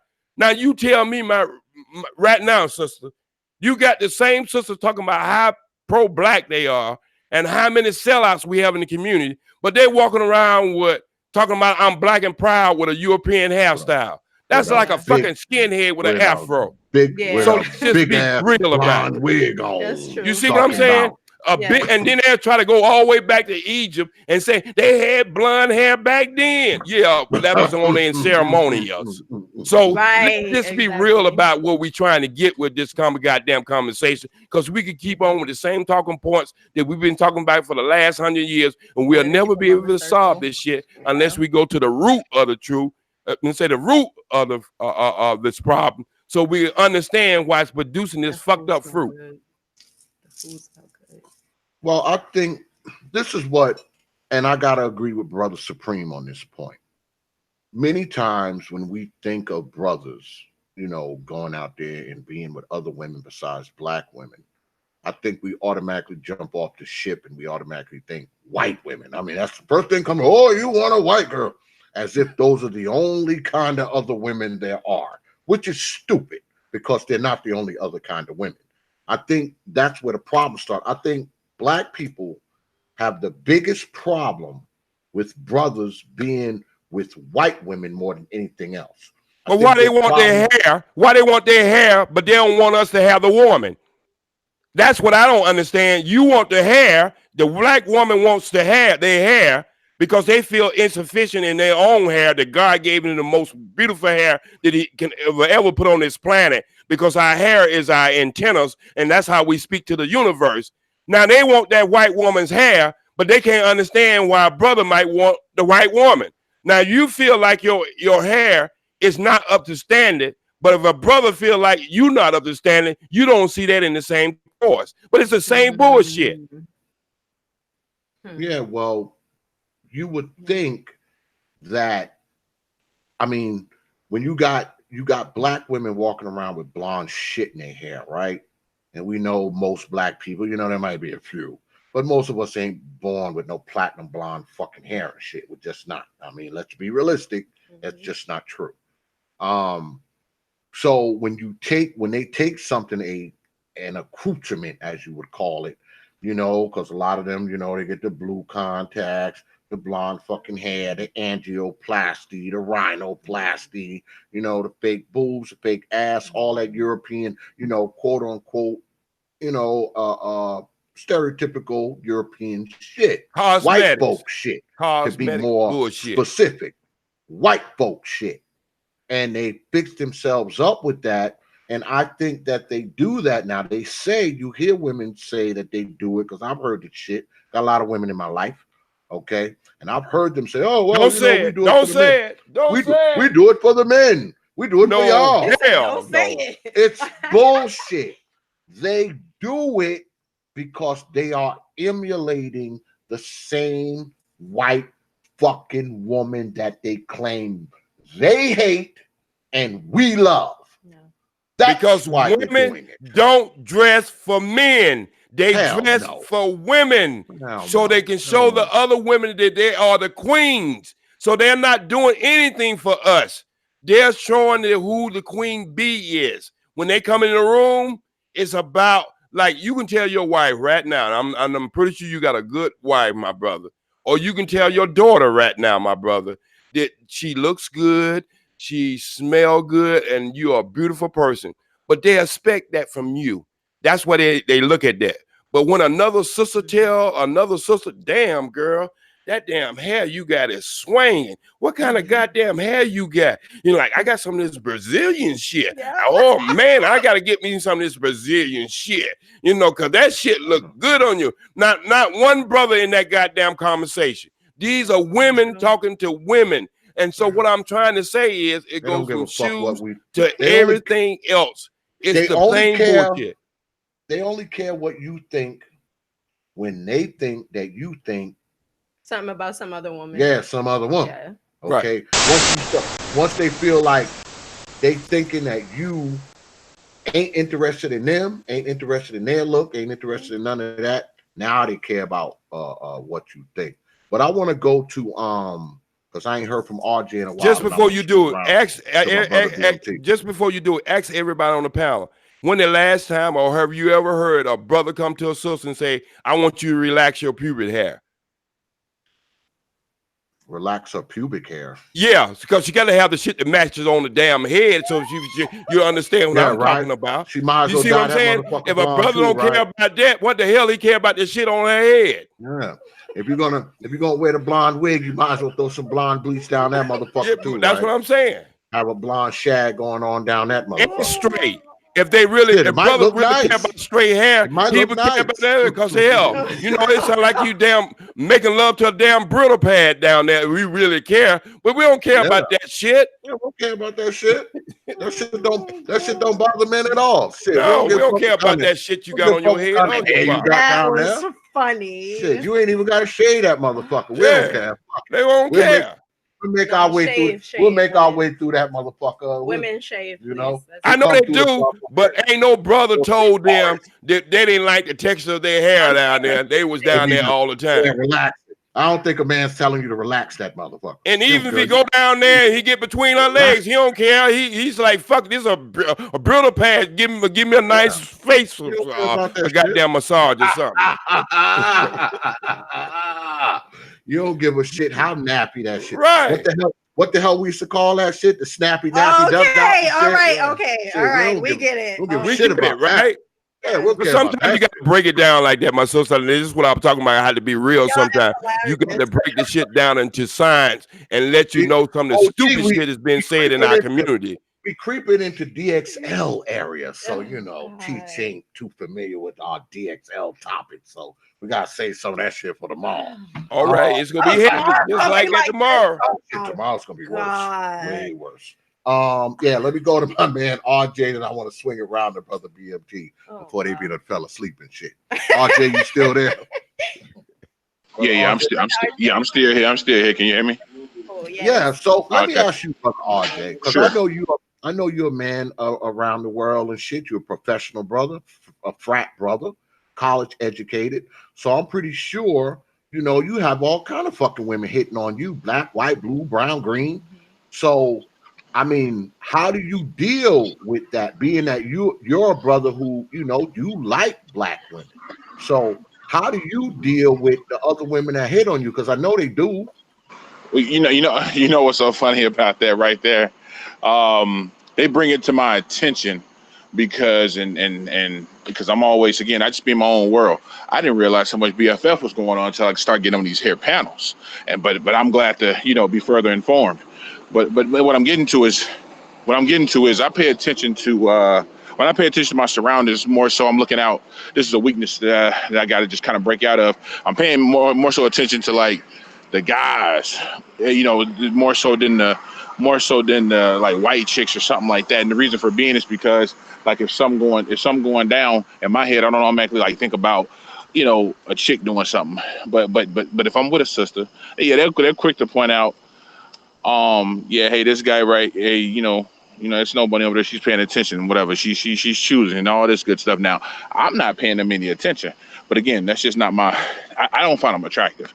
I had these debates all the time. I don't think there's such thing as an attractive white woman. I've never seen one. I would like to meet one, but I've never seen one. I mean, I've seen some with that are very shapely, and I've seen some that have nice dimensions and things of that nature. Okay, great. But they just don't tickle my fancy, man. I mean, I ain't got a front about it. They got the wet dog smell thing going on, it's easy for me not to look their way. Period. Oh my God, man! It's easy for me not to look their way. They just walking around funky like they don't know what's going on. I mean, and then and so because of that. And no, now don't get me wrong. Now, like X, you've heard me over there on Obsidian say what the sisters got going on. They be on some bullshit too. But what I'm saying is this right here, though, man. If I got to go through all that just being around you, man, fuck it. I deal with the, with the oil sheen and the blue hair grease, blue magic, and all that. Before I got to go over there and deal with wet dog. That's all I'm saying. Sure, you're right. And this is what I'm talking about. Here we go. This is what I'm talking about, man. This is what I'm talking about, man. See, like, okay. He didn't say Latino and Asian women. He said white. It don't matter. It don't matter because this is what I'm saying. Like, hey, that I can go full speed on black women if I just wanted to do it. I know. We'll be going back. Hey, but I just got through saying, X. Now you've heard me go in on the sisters about that other little thing that we didn't discuss. Come on, you've heard me say it. I mean, come on, G. Who else I'm getting that from? Now, I thought we were gonna have a sensible conversation. We are. I didn't talk about your wife. Talking about going back to OG when he, brought up the whole thing about the science and biology and so forth. So I'm gonna just go there. All right. I don't agree with his premise, but I do agree with the end point of what he's saying. Like, the whole thing about everybody coming from a black woman. No, I don't believe it. But I do believe that we all came. Hold on. We can't get past that. Of course. But what do you believe? What do you believe? I do believe that we all came from an original source, though. I do believe that. But I do. Source? I'm not sure. I don't think we can determine race at all. Scientifically, it was proven the white people. The white people. So they said the white people. So you don't believe that so you don't believe the first people on Earth were black people? Is that? I can't. If that is self-hate, I don't know what it is. Okay. I can't. Do you believe that? Okay. Is that what you believe? So let's go to just science itself. When you look at DNA, we do not know how to look at the coding of DNA and have that DNA determine skin color. We don't know how to do it. And if anybody can show me a written peer-reviewed paper that proves that we can understand the individual 4 spectrums on each side of the DNA pattern that breaks that down, then you're basically saying that the Human Genome Project has already been done and is totally complete when we haven't even done 1/10 of 1% of it.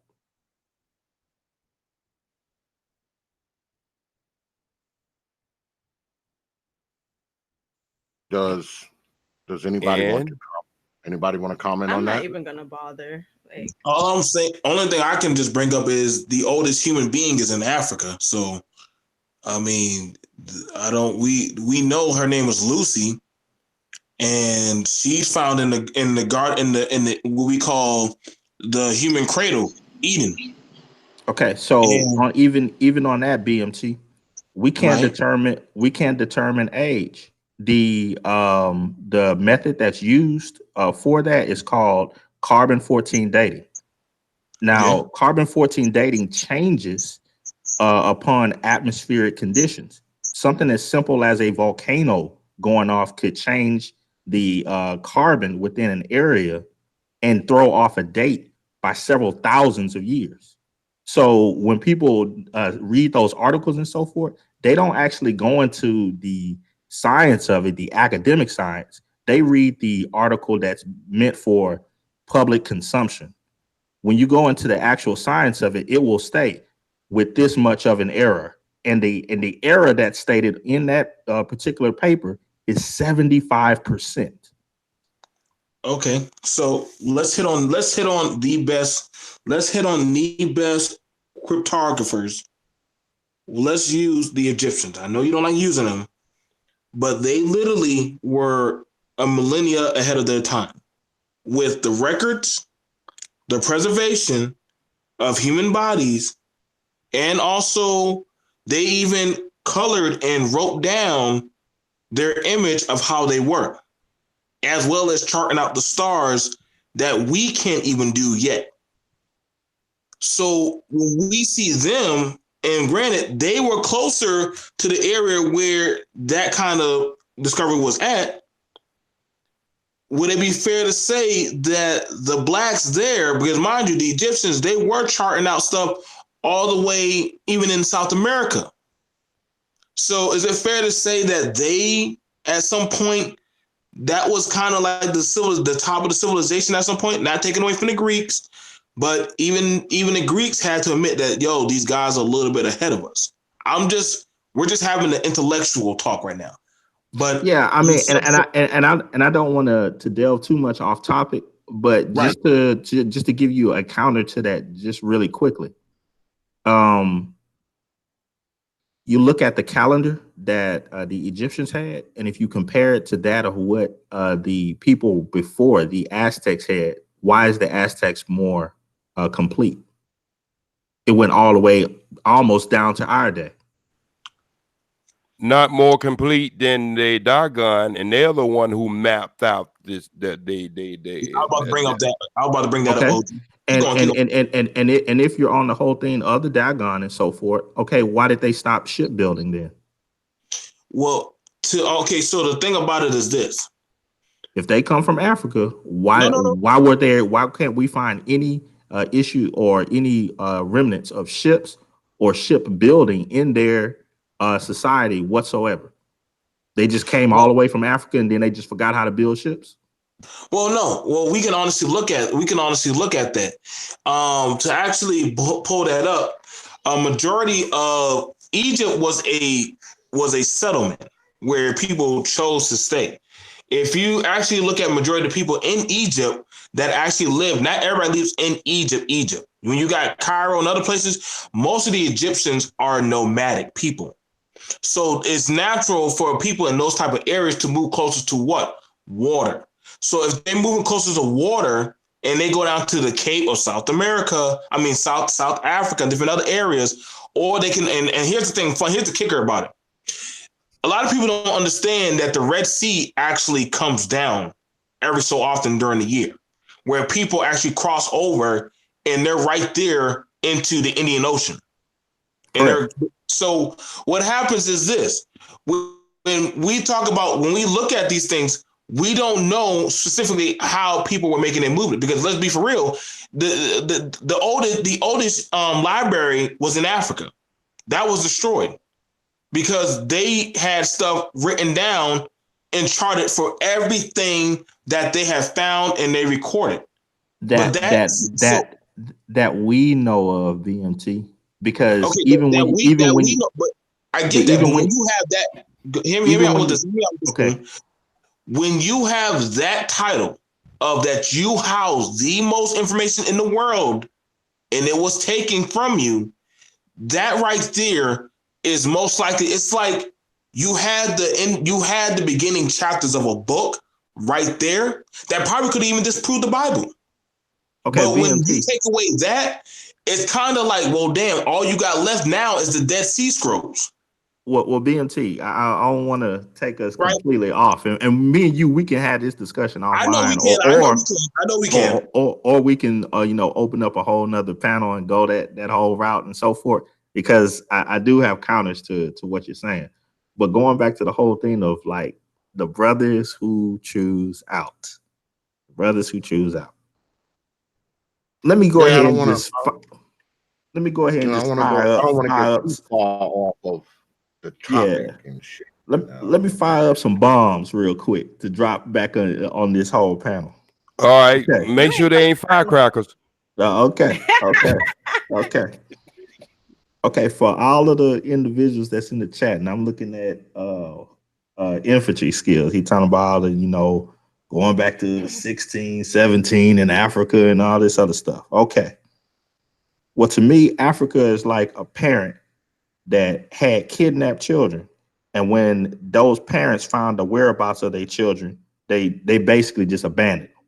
Because right now, Africa could care less about what happened to Black people during the slavery. They don't care about them people.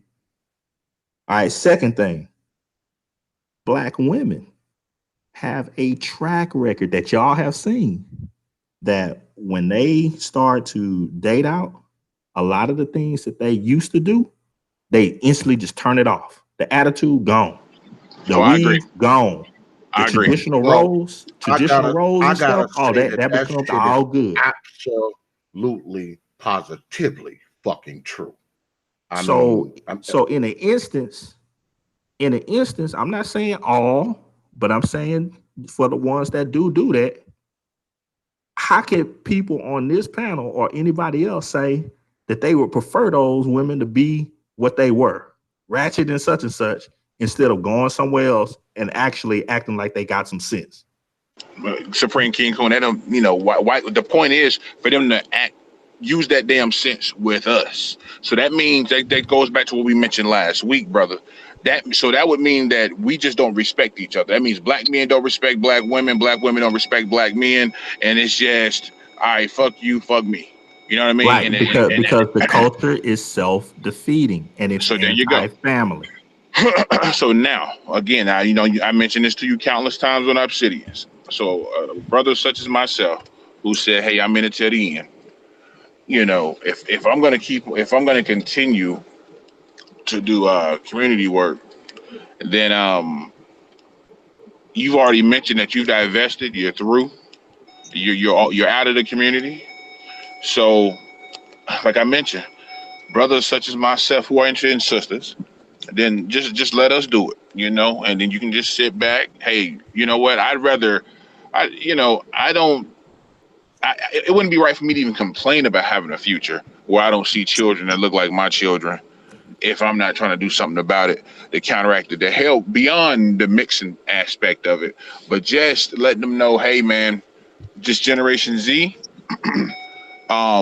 we want to do what we can to prevent them from having to see it in the late teens or the early 20s. And that's to your areas. I keep mentioning, you do your good, that's to your area. So you down there, so as long as you down there in Houston, G, I'll be down there telling, poison them brothers' minds, telling them to go on and become, Coon Jr. You know what I mean? I'm poisoning big time, man. Yeah, no, we down there poisoning them brothers' minds, man. Leave them brothers alone. I got truckloads of poison. So let me get this straight, brother RJ. Brother RJ, let me get this straight. You don't mind him doing it, but you don't want him telling other brothers to be doing it. That's right. He already over there. He already contaminated. Motherfucker can't be cleaned up no more. So don't bring the contamination no damn further. You tell that brother I'm gonna rub up against your point a little bit, brother RJ. A brother like yourself, okay? Now, I feel for brothers like you, young brothers like you, because what are you, like 30? Yes, sir. I'm 32.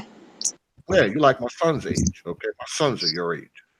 And I kind of feel for you brothers because, see, if you're out there and you're looking to build a family, you're looking to, looking to have something solid, it's not a lot out there for you. I mean, let's be clear.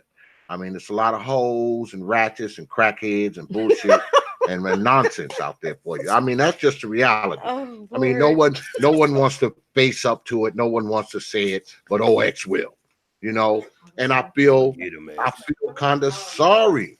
I feel kind of sorry for you young guys. Now, when my sons were young, I never told them, hey, you need to find somebody to look like your mama. She got to be black and all this kind of nonsense. I never told them that. Okay. Now, I was hoping, I was hopeful, I had my fingers crossed, but I never put that in their heads that, the woman you marry need to look like your mama. The woman you marry need to be black. I never told my sons that. I never told them that. They made their own decisions and they decided to be with these Latino women, okay? And give me these half Latino grandkids that I love. But when I look at what they have to choose from, I may not necessarily agree with it, but I understand. I understand why they did it. Now, I may not agree with it totally, but I understand why they did it. And that is the fear I have for a brother like yourself, because you one of those brothers who are accomplished, a businessman, got your money right, highly educated, all that shit. So, only a certain kind of woman is gonna, like, pique your interest. You don't want one of them old ran down hood heifer. But did he say that he's into like hood rat Jezebel type holes? You don't want no, I didn't know what Brother X and I have talking on other panels, and he's probably heard me make the comment where, which I agree with, which is it is very difficult, and I mean this with all due respect, sister. I'm gonna use you, sister. I know it is for a brother like you. I know it's got to be because of the type of brother you are. You understand? That's the fear that I have for you. It's hard for us sisters too. Ain't many of him around either. I'm gonna have to go to Africa. No. I beg to differ with that. Women always saying that shit. Women Why you go beg to differ? Because I do the research, bro. I do the research. Sister Tanisha, I used to believe that too till I get on these panels. Black men are doing better now than they've ever done. I'm not saying that they're not. I'm just saying so you're saying it's more difficult for them to find a me than it is for me to find a him. Absolutely, because there's more women than there are men. There's more women than there are men. Well, and even though the numbers are greater of women, the percentages of women bullshit is so high that these young brothers don't stand a chance, man. Like the Empire State Building, is that stacked that high? They don't stand a chance. They don't really have a chance to build or do anything with these women, because usually by the time they get a woman, she ran through, she washed up, she done been through a whole bunch of other bullshit niggas, and now she want to get with you. Now that you a motherfucker that got your shit together, she wants you to pay for some shit that she gave a bunch of other niggas for free. It's like buying a 30-year-old fucking Mercedes for the same price you paid for it 30 years ago. That's the kind of shit you got going on in black society. You got these 30-year-old fucking Mercedes. They want the fucking they want to get a showroom price. Top dollar. Yeah, they want top dollar for it, and they let 10 motherfuckers drive it and wreck it. Okay, 10 years ago for free.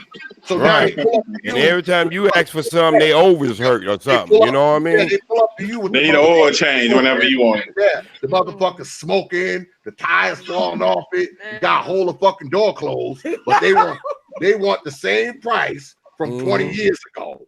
And got oil and water mixing together and shit. And smoking like a goddamn steam train. After 20 people done rolled that motherfucker, crashed it, wrecked it, drove it off a cliff, here she come with that motherfucker smoking with 3 tires on it, talking about here you are. This is what you got. And that's kind of where we are in a lot of these situations.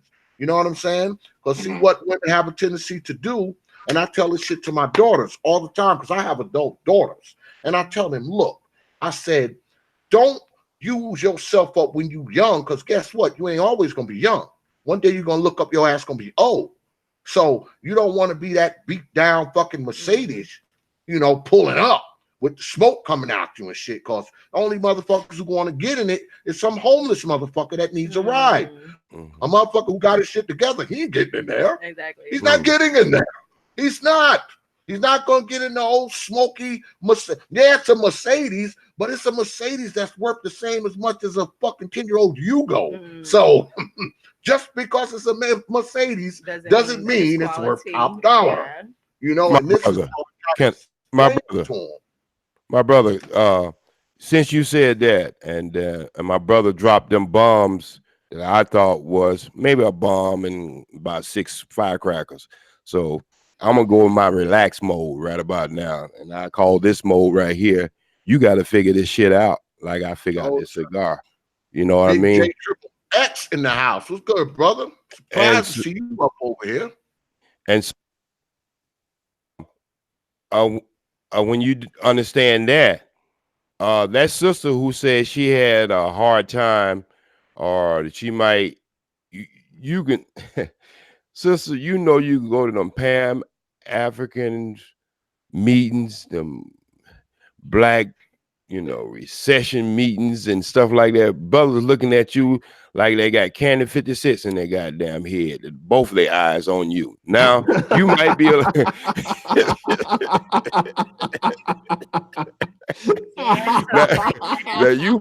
now you might be a little picky and you're a little choosy, because if you choose to, straighten out your own life, you should be picky.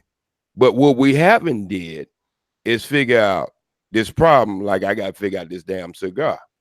But anyway, so what I'm trying to say is the brother said, I want to get something straight, because I don't want no black woman who's listening to this show or listening to it in the future to go away with a different understanding than what I'm trying to present. I think y'all are the most beautiful women that ever was created. And there's nothing second to you. So I am with Mr. R.J. when he say he don't find white women attractive. I don't. I mean, there'd be like a goddamn possum thinking a rabbit look better than a possum, or a rabbit think a possum look better than a rabbit.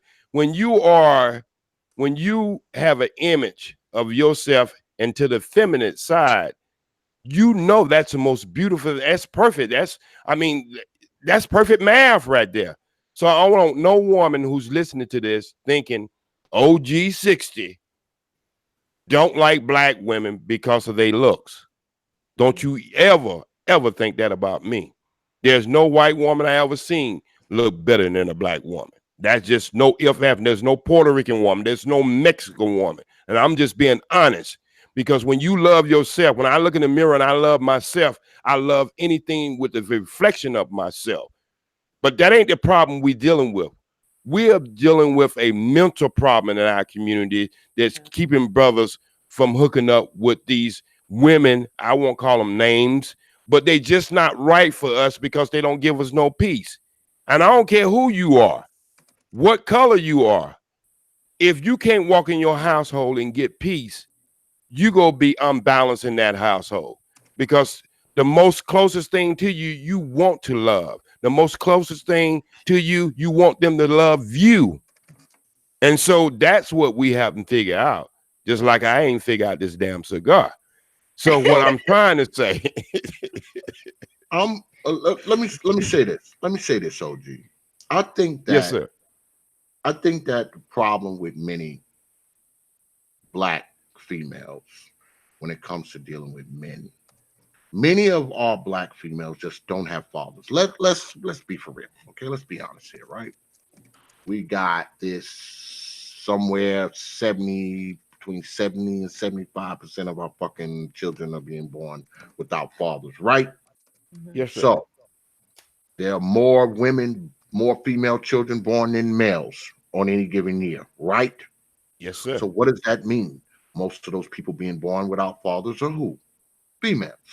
So if you have females, if you have a certain number of women growing up without fathers, I would venture to say that not only do these women not know how to deal with men, especially when you talk about a man's leadership and all that kind of stuff, which is for another night.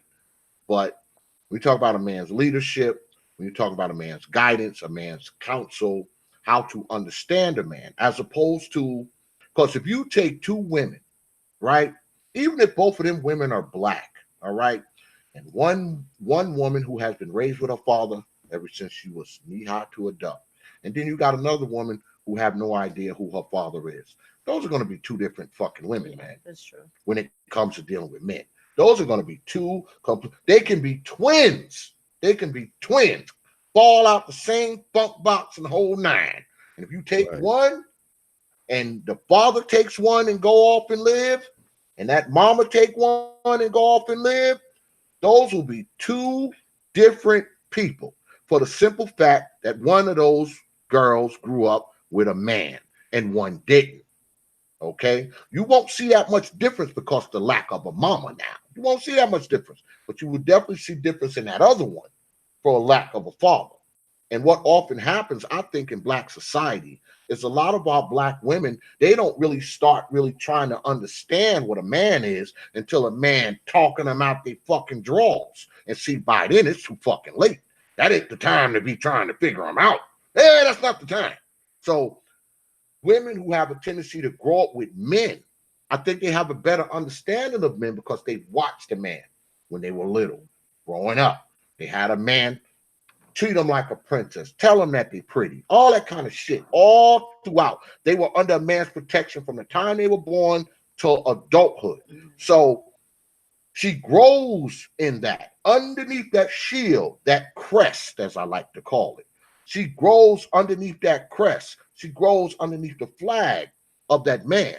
So she has been taught lessons by that man, either directly or indirectly, by him talking to her, by him teaching her, by him counseling her, and by her just watching him, watching how he deals with her, watching how he deals with her mama.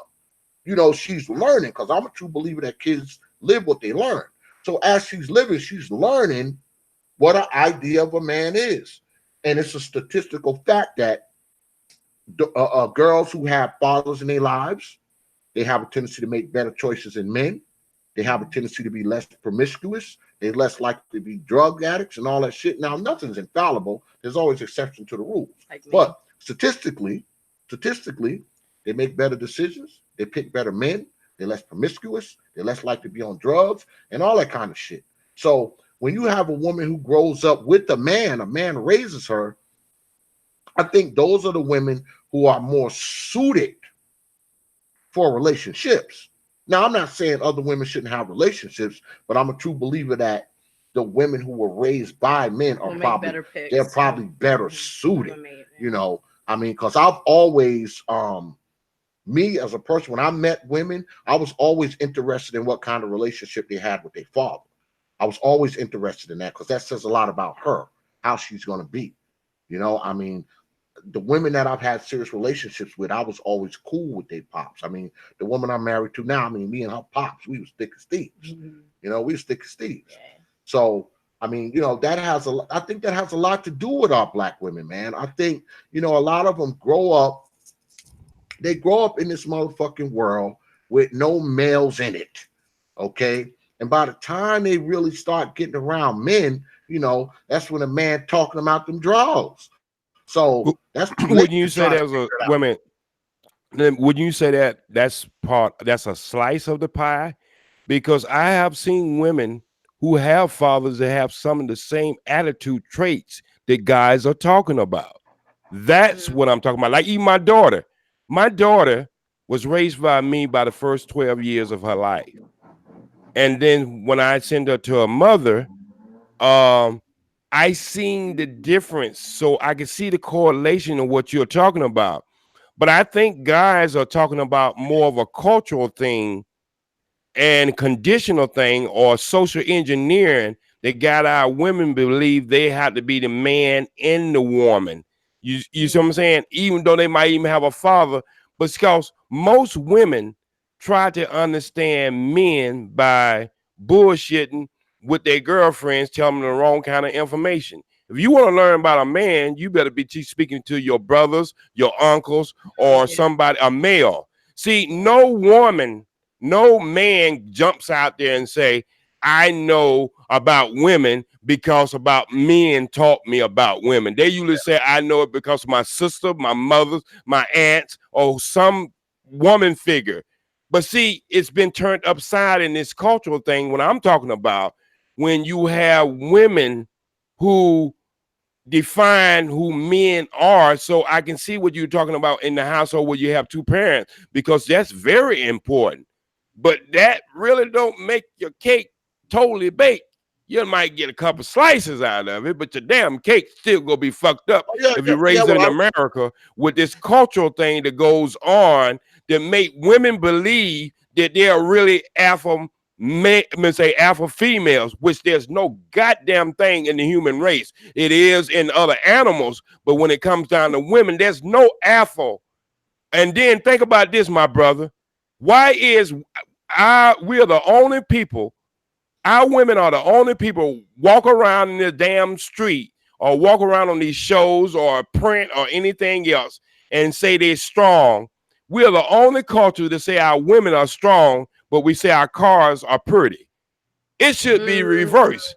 Our women should be pretty and our cars should be strong. You understand what I'm saying? Because when a woman has to walk around and bragging about her strength all the time, that means that she really don't have no man with no strength. Or she's not looking for a man with strength. So I think it's more of a cultural thing, regardless if it's two parents in the house, which your numbers will go up for a better shot at it. But you got to understand the culture is what impacts their mind more than anything. Could I jump on what J Speed and X saying? Go ahead, brother. Go ahead, Brother Supreme. I think it's a merge of the two. The idea of a two-parent family that's raising children in a way to break off and create their own nuclear families. That's part of culture. You can't separate one from the other. So I think both are arguing just in a different shade of the same thing, because and it comes kind of full circle right back to the discussion of why some brothers choose out. I know for myself, it was just much easier to find a woman of a different race who had an intact family, who already had their father and grandfather and grandmother and all that stuff already set up, to where you don't have to deal with training someone to understand the virtues of a family culture. Am I wrong? Or train them on, dealing with a man. It's like they already had it. Yeah, especially when you talk about grown ass people. Like, why fuck I gotta train you, to how to deal with me and shit. Like, why fuck I gotta train you that? It's like, why in the world do you want to be dealing with somebody that you have to educate as to why it would be a good thing for you to listen to me? Why it would be a good thing for you to is it a good thing for you to understand that within this family unit, I'm not going to disrespect you, so you shouldn't disrespect me. It's like, why should you have to? Why should you come into a relationship dealing with elementary type stuff? Now, don't get me wrong. I understand what the OG is saying, okay, and I love you, OG. I do, but I realize that there are those exceptions. But what I was saying is that the chances are more likely that you'll probably get a better pick if you pick out of a barrel of women who had both parents, had their father. I mean, the chances of course, I mean, anything can fucking, I could walk out this house right now and get shot in the fucking head, but the chances are pretty slim that that's going to happen. It's possible, but the chances are pretty slim. So, that's that same argument that a lot of black women make whenever they have like athlete children or so forth that do well. yeah. Oh man, LeBron James, he came from a single parent family or so. Yeah, Or but his mother. he's a fucking Okay. exception. Oh, okay. He's a But look at fucking exactly. exception. Look at the tens of thousands of other black men that came up in that situation that failed. Right. That I are mean, dead, well, in jail. isn't that a and on problem? drugs. Not to drift off let me ask this. the topic too much. Hold on a second, BMT. I'm gonna let you go right up to this.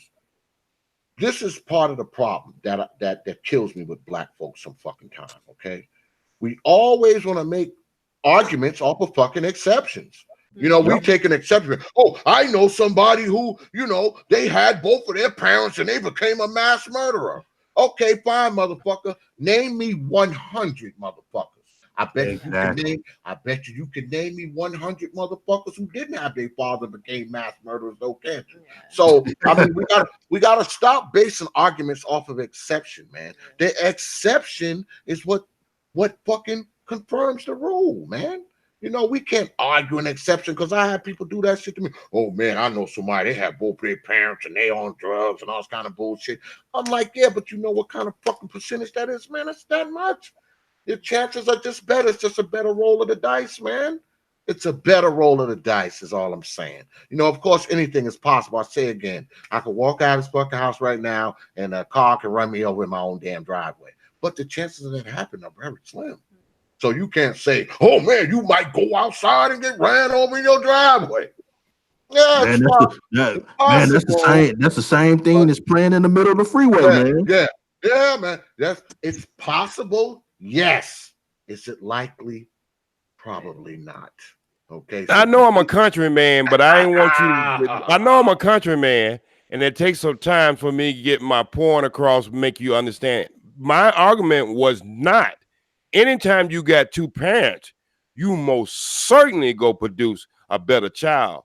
That wasn't my argument. My argument was, even though you got two parents, the thing that we're talking about today is the condition, the social engineering of having two parents, one parent, or no parents at all, that our females have to go through being conditioned that they're supposed to be strong, even in a two-parent system. They're supposed to be strong, and they go out there and take the role of try to take the role of a man. That's what I'm talking about. It's the attitude.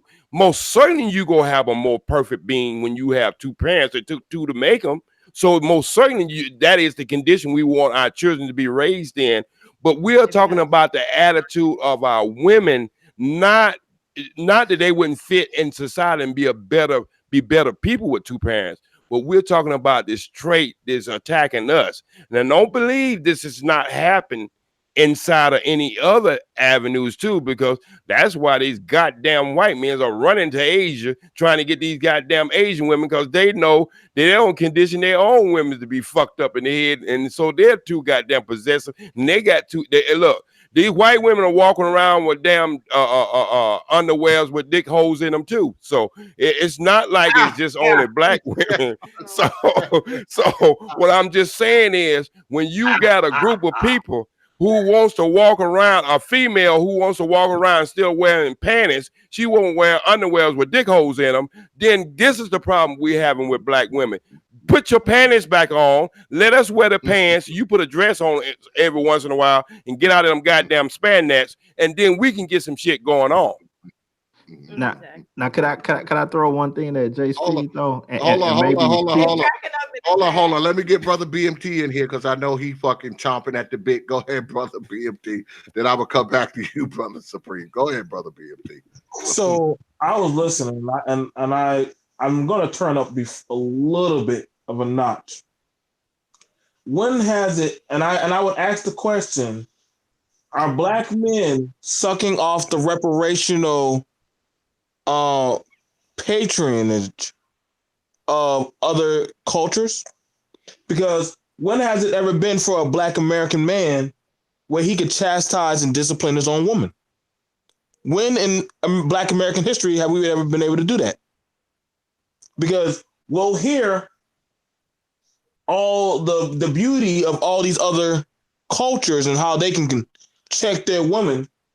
But I said, when in history has the black man had that privilege where he could run his home and nobody fuck with him? Because we'll see brothers say, well, this family do that, this culture do that, look how their women do this, and that's fair. But see, we know that white man, when this woman started doing science, they had the witch trials. We know when they started talking about doggone feminism, they had prohibition because those men started drinking and beating their women. Now, where did the black man get to do any of that stuff and get to act the monkey just for a little bit? Because only the movie Color Purple. Okay, we got the Color Purple. That's true. That's true. And you saw what happened with you saw is we got the Color Purple. And granted, when that was going on, the black man, he could only do so much in his own realm, and that's fair. And we ain't gonna lie at that because he was putting his foot up the black woman's ass, and she didn't talk back. Not saying that was right, but that was the most that we could actually discipline our woman when the white man didn't want us around him. So when we were doing that, but then after a while they said, okay, if you look at every black household during the Color Purple, if you want to use that, they had a man and a woman in the house, and they had kids. They had a full functioning household. May not have been perfect how we got it, but they had a full functioning unit. The black woman knew that if she stepped out of line with that man, wait, come in the bedroom. We're gonna set this straight. Now y'all gonna say, oh, whoa, why black man? Why you the hustle? Hold up. But that white man literally had a whole generation when he was killing and in God we trust, disciplining his woman. Burning her to the cross. The Asian man, if the woman step out of line, they could literally take them, rip off their shirt, and beat them to death. And they could do that right there in the square. The black man ain't never got to do that shit unless we talking about Shaka Zulu. And that was a baby mama drama thing right there in the world. So when we look at it now, it's only natural that the order of things was always taken from the black man to check his black woman. Because you can't check that woman because she ain't never been checked. It's like if you don't check a child for so long, how does the child start to act when you finally do try to check them when they're adult? You can't tell me shit, mama. You can't tell me shit, daddy. You never checked me before, so why are you trying to do it now? So we watching that with this woman because ain't nobody got to check her. The white man didn't give a fuck, but he's like, yo, don't put your hand on your child and your woman. So shit, what can I do? Go to jail, join the military, go to Vietnam, fight a war that ain't your shit. I'm just trying to cook up some smoke before Black Exodus. But I want to ask y'all, because I'm just asking the brothers who get to choose. Save some of that shit for tomorrow. Save some of that shit for tomorrow. I'm literally trying to pick my words, Prophet. I'm trying to pick my words. Yeah, because we about to close out in a few minutes, goddamn it. It's getting late, goddamn it. I know. It took so long to get to me. But I said, all I'm saying is this. Are black men benefiting off the benefits of other cultures' reparation of how they got to check their women and we didn't? That's what I want to ask. That's what I want to ask the panel. Short answer is no. No, it's not. I'm gonna say this, and then I'm gonna give everybody their final words because y'all about to get the hell up off of here. I'm gonna say this. This what I think. If you like white hoes, Asian hoes, why everybody gotta be hoes? Oh, sorry, everybody's a hoe anyway. Don't worry about it. It's okay. Everybody's hoes. Let me fill you in on a secret. Let me fill you in on wife and your sister. Let me fill you in. Let me fill you in a secret. I don't know if my daughters are hoes or not. I don't watch them like that. I don't watch them like that. So I don't know if they're hoes or not. Okay, they're grown. I don't know what they're doing. But every woman has some type of whole shit in her background. Okay, this is how women kind of are. Okay, she's either a pass hoe, a present hoe or an aspiring hoe or an old washed up hoe. They all have None some apply. They have some of that. They all have some of that old whole shit, all. and Oh my. they have that whole shit in their background. But anyway, I ain't got no whole if shit. you like Asian hoes, white hoes, or Latino hoes, bro.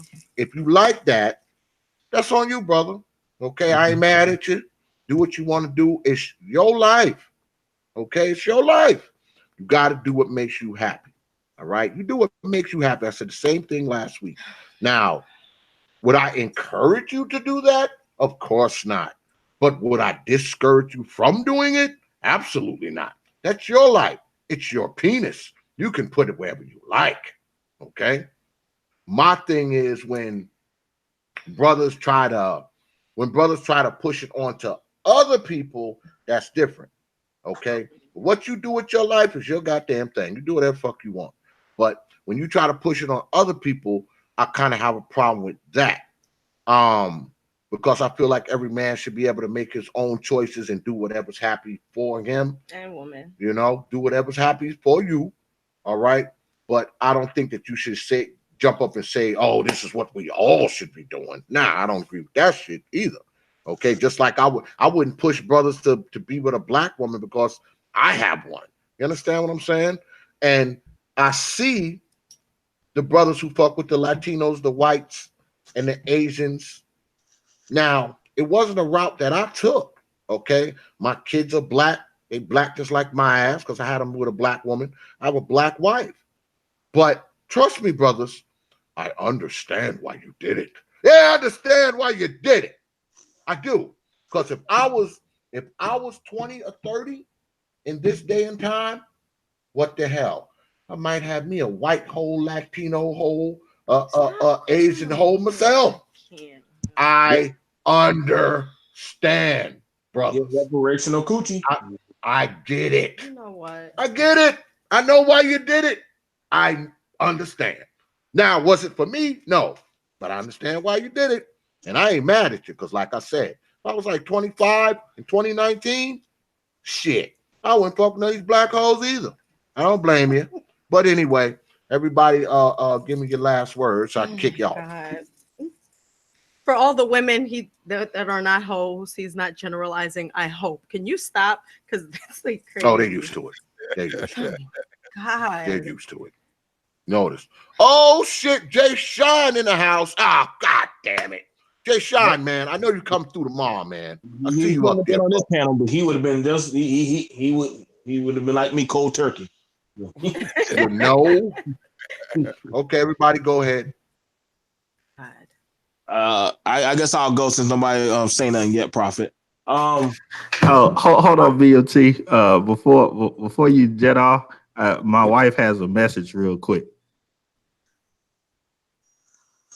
I love my Supreme King Coon. All right. Go ahead, BOT. She should. It's your. All right. So thank you, Miss Supreme King. Thank you, Mrs. Supreme King Coon. I mean, as you should. I mean, y'all chose each other, you know. And I mean, I don't judge no man. I hope every man find peace. You know what I'm saying? Ain't nothing worse than being in a home without peace. I believe if a man don't got that, he his own enemy. You know. And I probably tell a lot of black men, you choose what you like. You know what I'm saying? If you work hard, you bust your ass, you should be choosing a woman that benefits you and your kingdom. You know what I'm saying? I look at it, no matter what, if a black man can only make a black baby. I'm sorry. I don't care what y'all say. Prove me wrong with it. No matter what, the minute they have Obama, what the first thing they call, you got a black president. You ain't got no mixed president. They make sure they let you know, niggas, you got a black president. That ain't no white president. That they let y'all know. The Kaepernick, black president. So no matter what you do, black man, no matter how much you keep thinking that you erase your blackness inside of a white coochie, Asian coochie, Korean coochie, Blasian coochie. I tell my damn niece, and she's damn Guam. She said, "Uncle, my black, you a whole nigga." When let the police arrest you, and they're gonna tell you exactly what the fuck you are, a nigga. So don't think y'all got too far away from us. You just only another neighborhood away. That's why Mr. Roger told you it's a lovely day in the neighborhood, but you niggas ain't going nowhere. You'll be back when Wakanda calls you. You'll find a way back to us. So I love you guys. I just cutting up with y'all. Y'all know I love joking with y'all.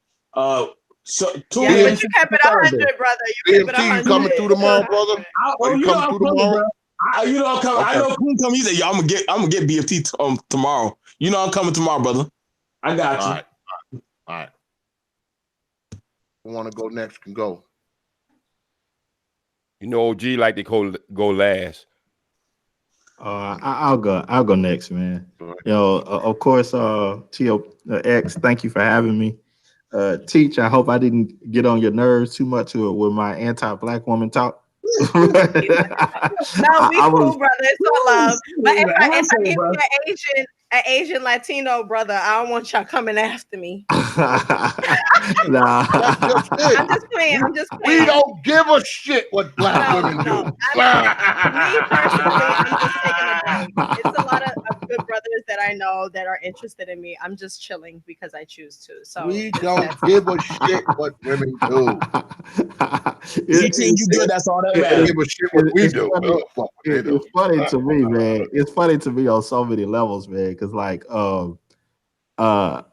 some of my I would say relatives or whatnot, we joke about different things, and sometimes some real junk be stated in jokes, right? You know, a lot of dudes will say all this stuff on YouTube, you know, how hard they are, and they ain't gonna take this and that and so forth, and blah blah blah. But then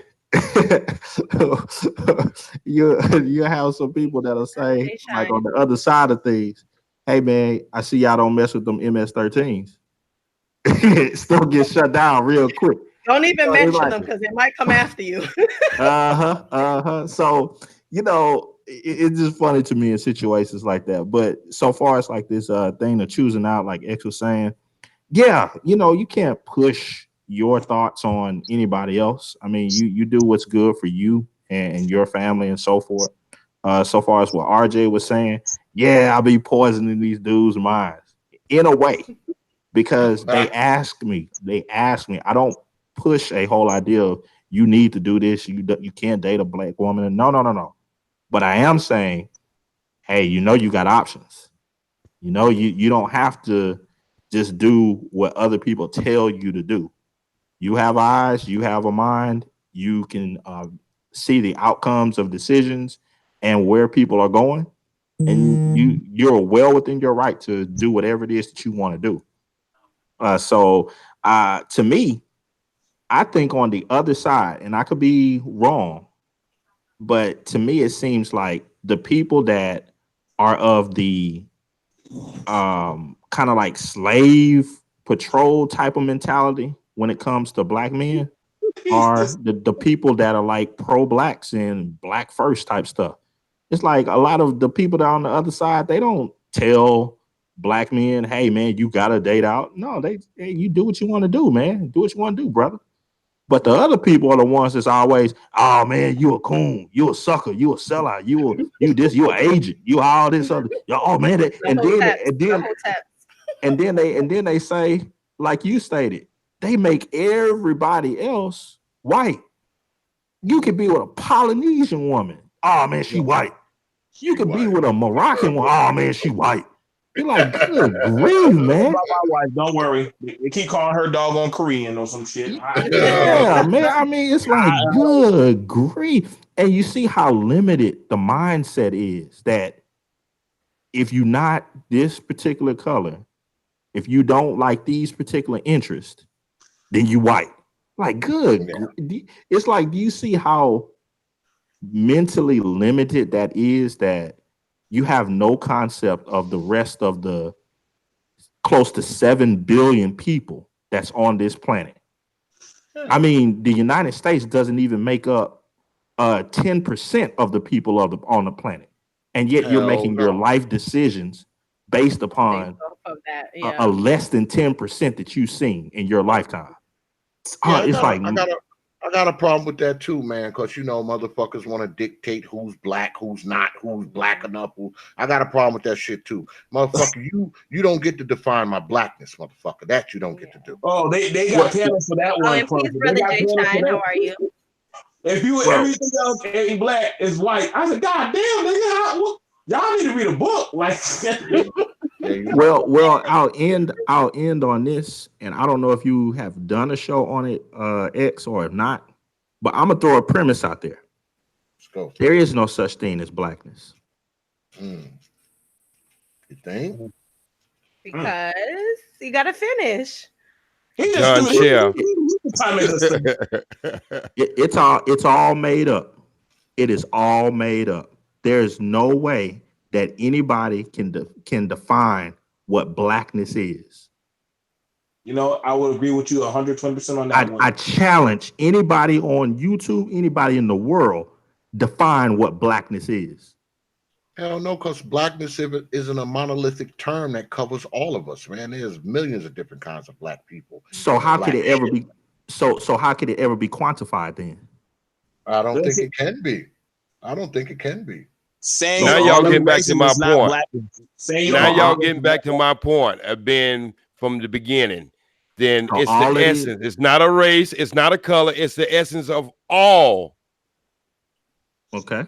So all it is just a. All it is just a. Well, let's not get into this discussion because I'm trying to kick everybody out. God damn it! All right. So can I close out now? All right.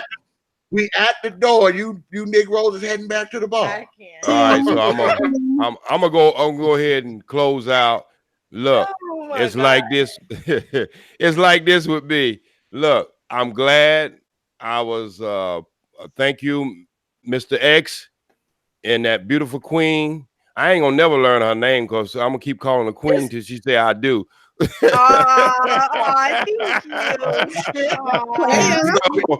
what I'm gonna do. I'm gonna keep calling her queen till she say I do. But look, it's just like this. It's just like this with me. Now you got to understand. Like a boss. Just be quiet for a second.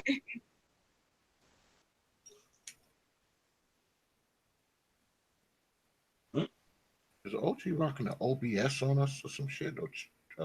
Just listen. We can't hear you, brother. Oh, you can't. Okay. We can hear you now. Go ahead. I don't hear nothing, OG. Yeah. Whatever you trying to do, OG. Jay Shine funny. I can't hear it. Okay, since I haven't got the bugs out of this shit yet. Yeah, I don't know what you were doing, OG. Since I haven't got the look. Since I haven't got this is what I heard. Yeah. I don't know what that's all you heard. That's all I heard. Oh, that's all you heard? Some damn crickets? Oh shit, God. I ain't in Arizona. But anyway, thank you for having me on the panel. If you think this was if you think I know you backstreet with me. If you think this was hot tonight, you wait till we go in the bedroom tomorrow night. Tomorrow gonna be crazy tomorrow. We're going in the bedroom tomorrow night. So exactly what it's about. Like I told you earlier. The sexualization of the black man in America. Okay. Yes. Okay. So I enjoyed this. I got to meet some new brothers, and I got to know some new brothers, how they think about certain issues in the black community or the black neighborhood, however you want to title it. And it was good to hear different outtakes on what is maybe be our problem in our community. And it was just good to hear. And it wasn't too much, like I hear on a lot of other channels. And I know, a lot of aggression and, we disagreed like men and we talked about this and everybody was able to get their point across. So I do enjoy that. And so don't forget about it. All the people might be listening to this later on tonight or in the morning. We're going to have a rock'em sock'em tomorrow. So then I enjoyed this 100%. Look, Mr. X, I like you, my brother, but I wouldn't focus my eyes on you too much. I'm focusing on the queen over there on your other side. That's who I'm focusing on. So, but anyway, I enjoyed your input and I enjoyed her input too. So everybody have a good night tonight, and may you have peace, soul, and always strive to learn the truth. Did we hear from Brother RJ or he done bounced? No, I'm here, brother. I'm here, brother. Final thoughts, brother? I couldn't hear you when you was talking a second ago. Can you hear me clearly? Yeah, I can hear you. All right, word. Final thoughts? Yeah, I just want to end with this. As we know, people gonna do what they do, and the people that care about turning a senior citizen one day, becoming an elder, and being able to see children on the playground that look like themselves or remind them of themselves. Those are the ones which I look forward to building with, because you build with the ideologies with those with which your likes. And so to the brothers that are out here doing a thing, getting they swirl on or whatever, I'm tell you something. A lot of the times when you sit and listen to a person long enough,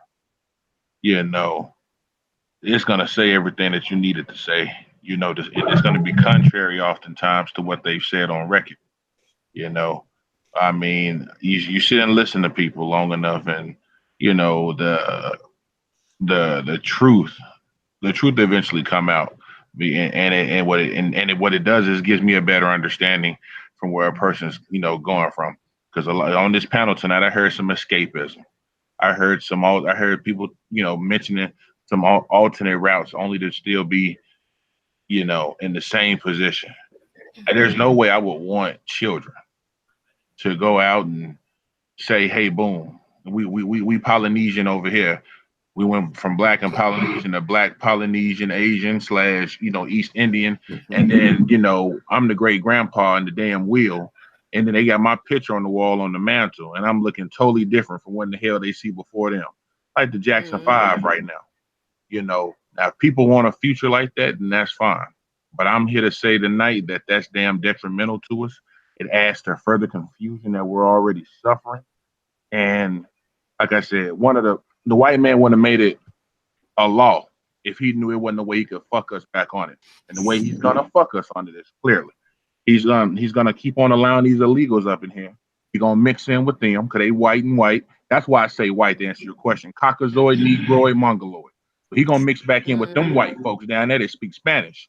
And then they're gonna be a superpower and they're gonna keep our black ass at the bottom. Well, we obviously belong because we like to do dumb shit, like mix with these dumb bitches out here. But anyway, I'm done. And that's that. And that's all. Okay, I'm gonna stop laughing. I'll close out with this. I appreciate all y'all brothers for coming through tonight. My brother BMT, J Speed, brother RJ, Supreme King Coon, my man, all of y'all. I got a lot of respect for all of you brothers. A few program notes tomorrow. Make sure you have your black behind here, 9:30 p.m. Eastern time on the T.P.O.T YouTube page, because the brother J Speed, the OG, will be doing a presentation. I'm going to be pretty much a spectator like the rest of you motherfuckers. So make sure you have your black behind here tomorrow, 9:30 p.m. Eastern time, because the OG is going to be dropping some real shit for you young brothers to take heed to. Also, get on down there to the Proper Thought series Facebook page. That's Proper Thought, one word, series, the next word on Facebook. That's our community page. It's our main page. Go ahead, like the page, follow the page, share the page. You're guaranteed to find something down there that interests you. You can also catch it with old X down there. Go ahead, drop me a message. I'm guaranteed to get back to you within 24 and 168 hours, guaranteed.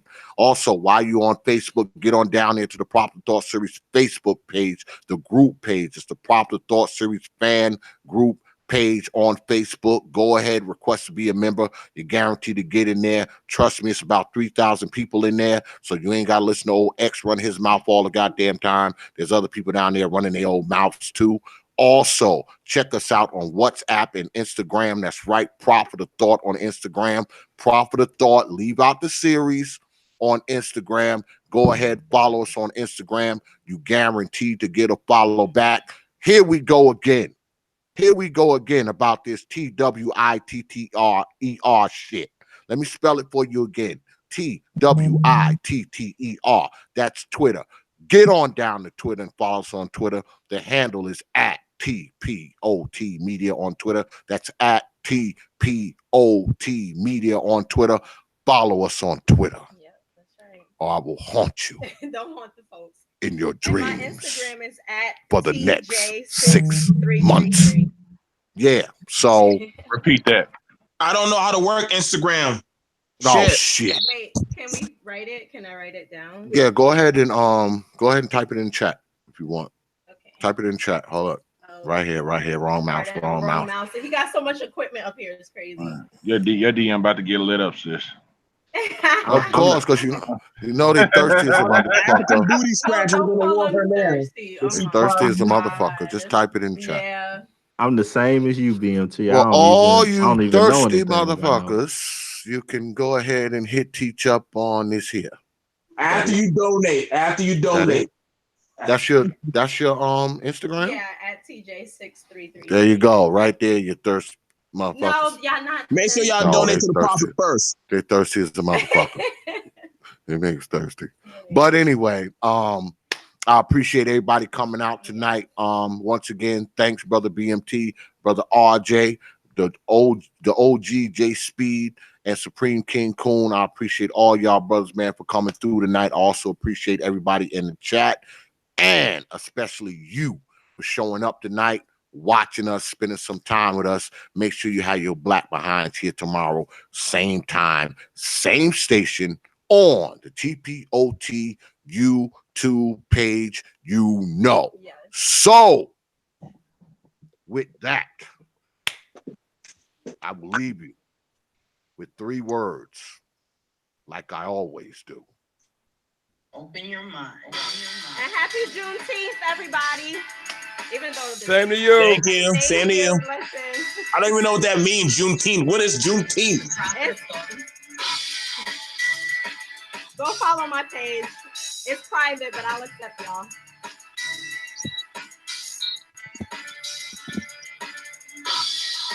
Peace, folks. Peace.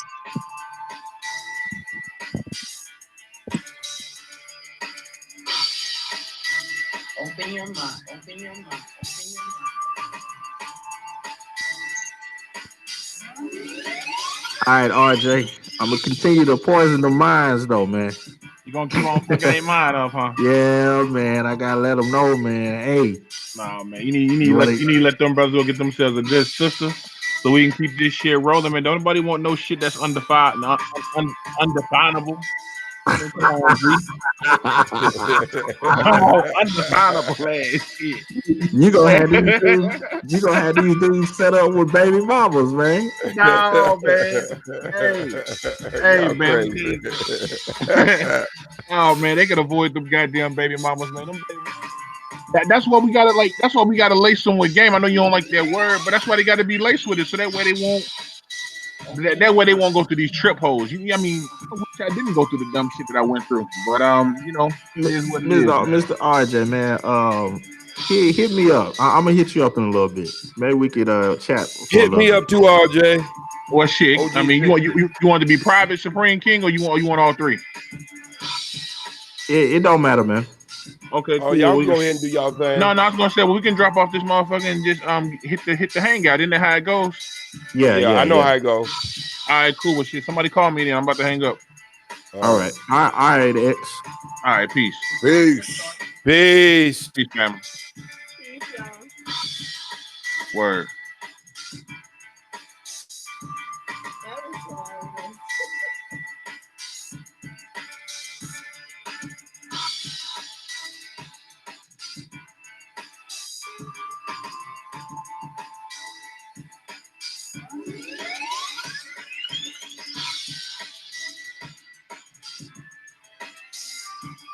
Open your mind. Open your mind.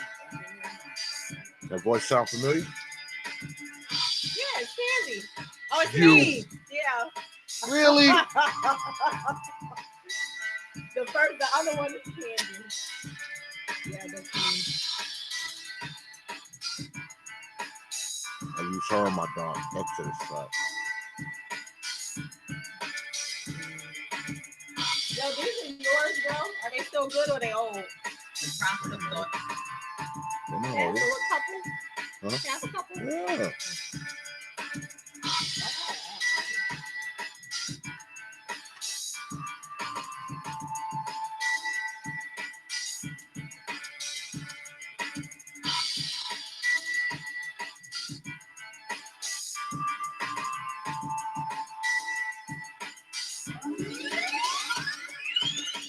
Open your mind. Open your mind. Open your mind. You coming to eat or you eating out here? Bro, you coming to eat or you eating here?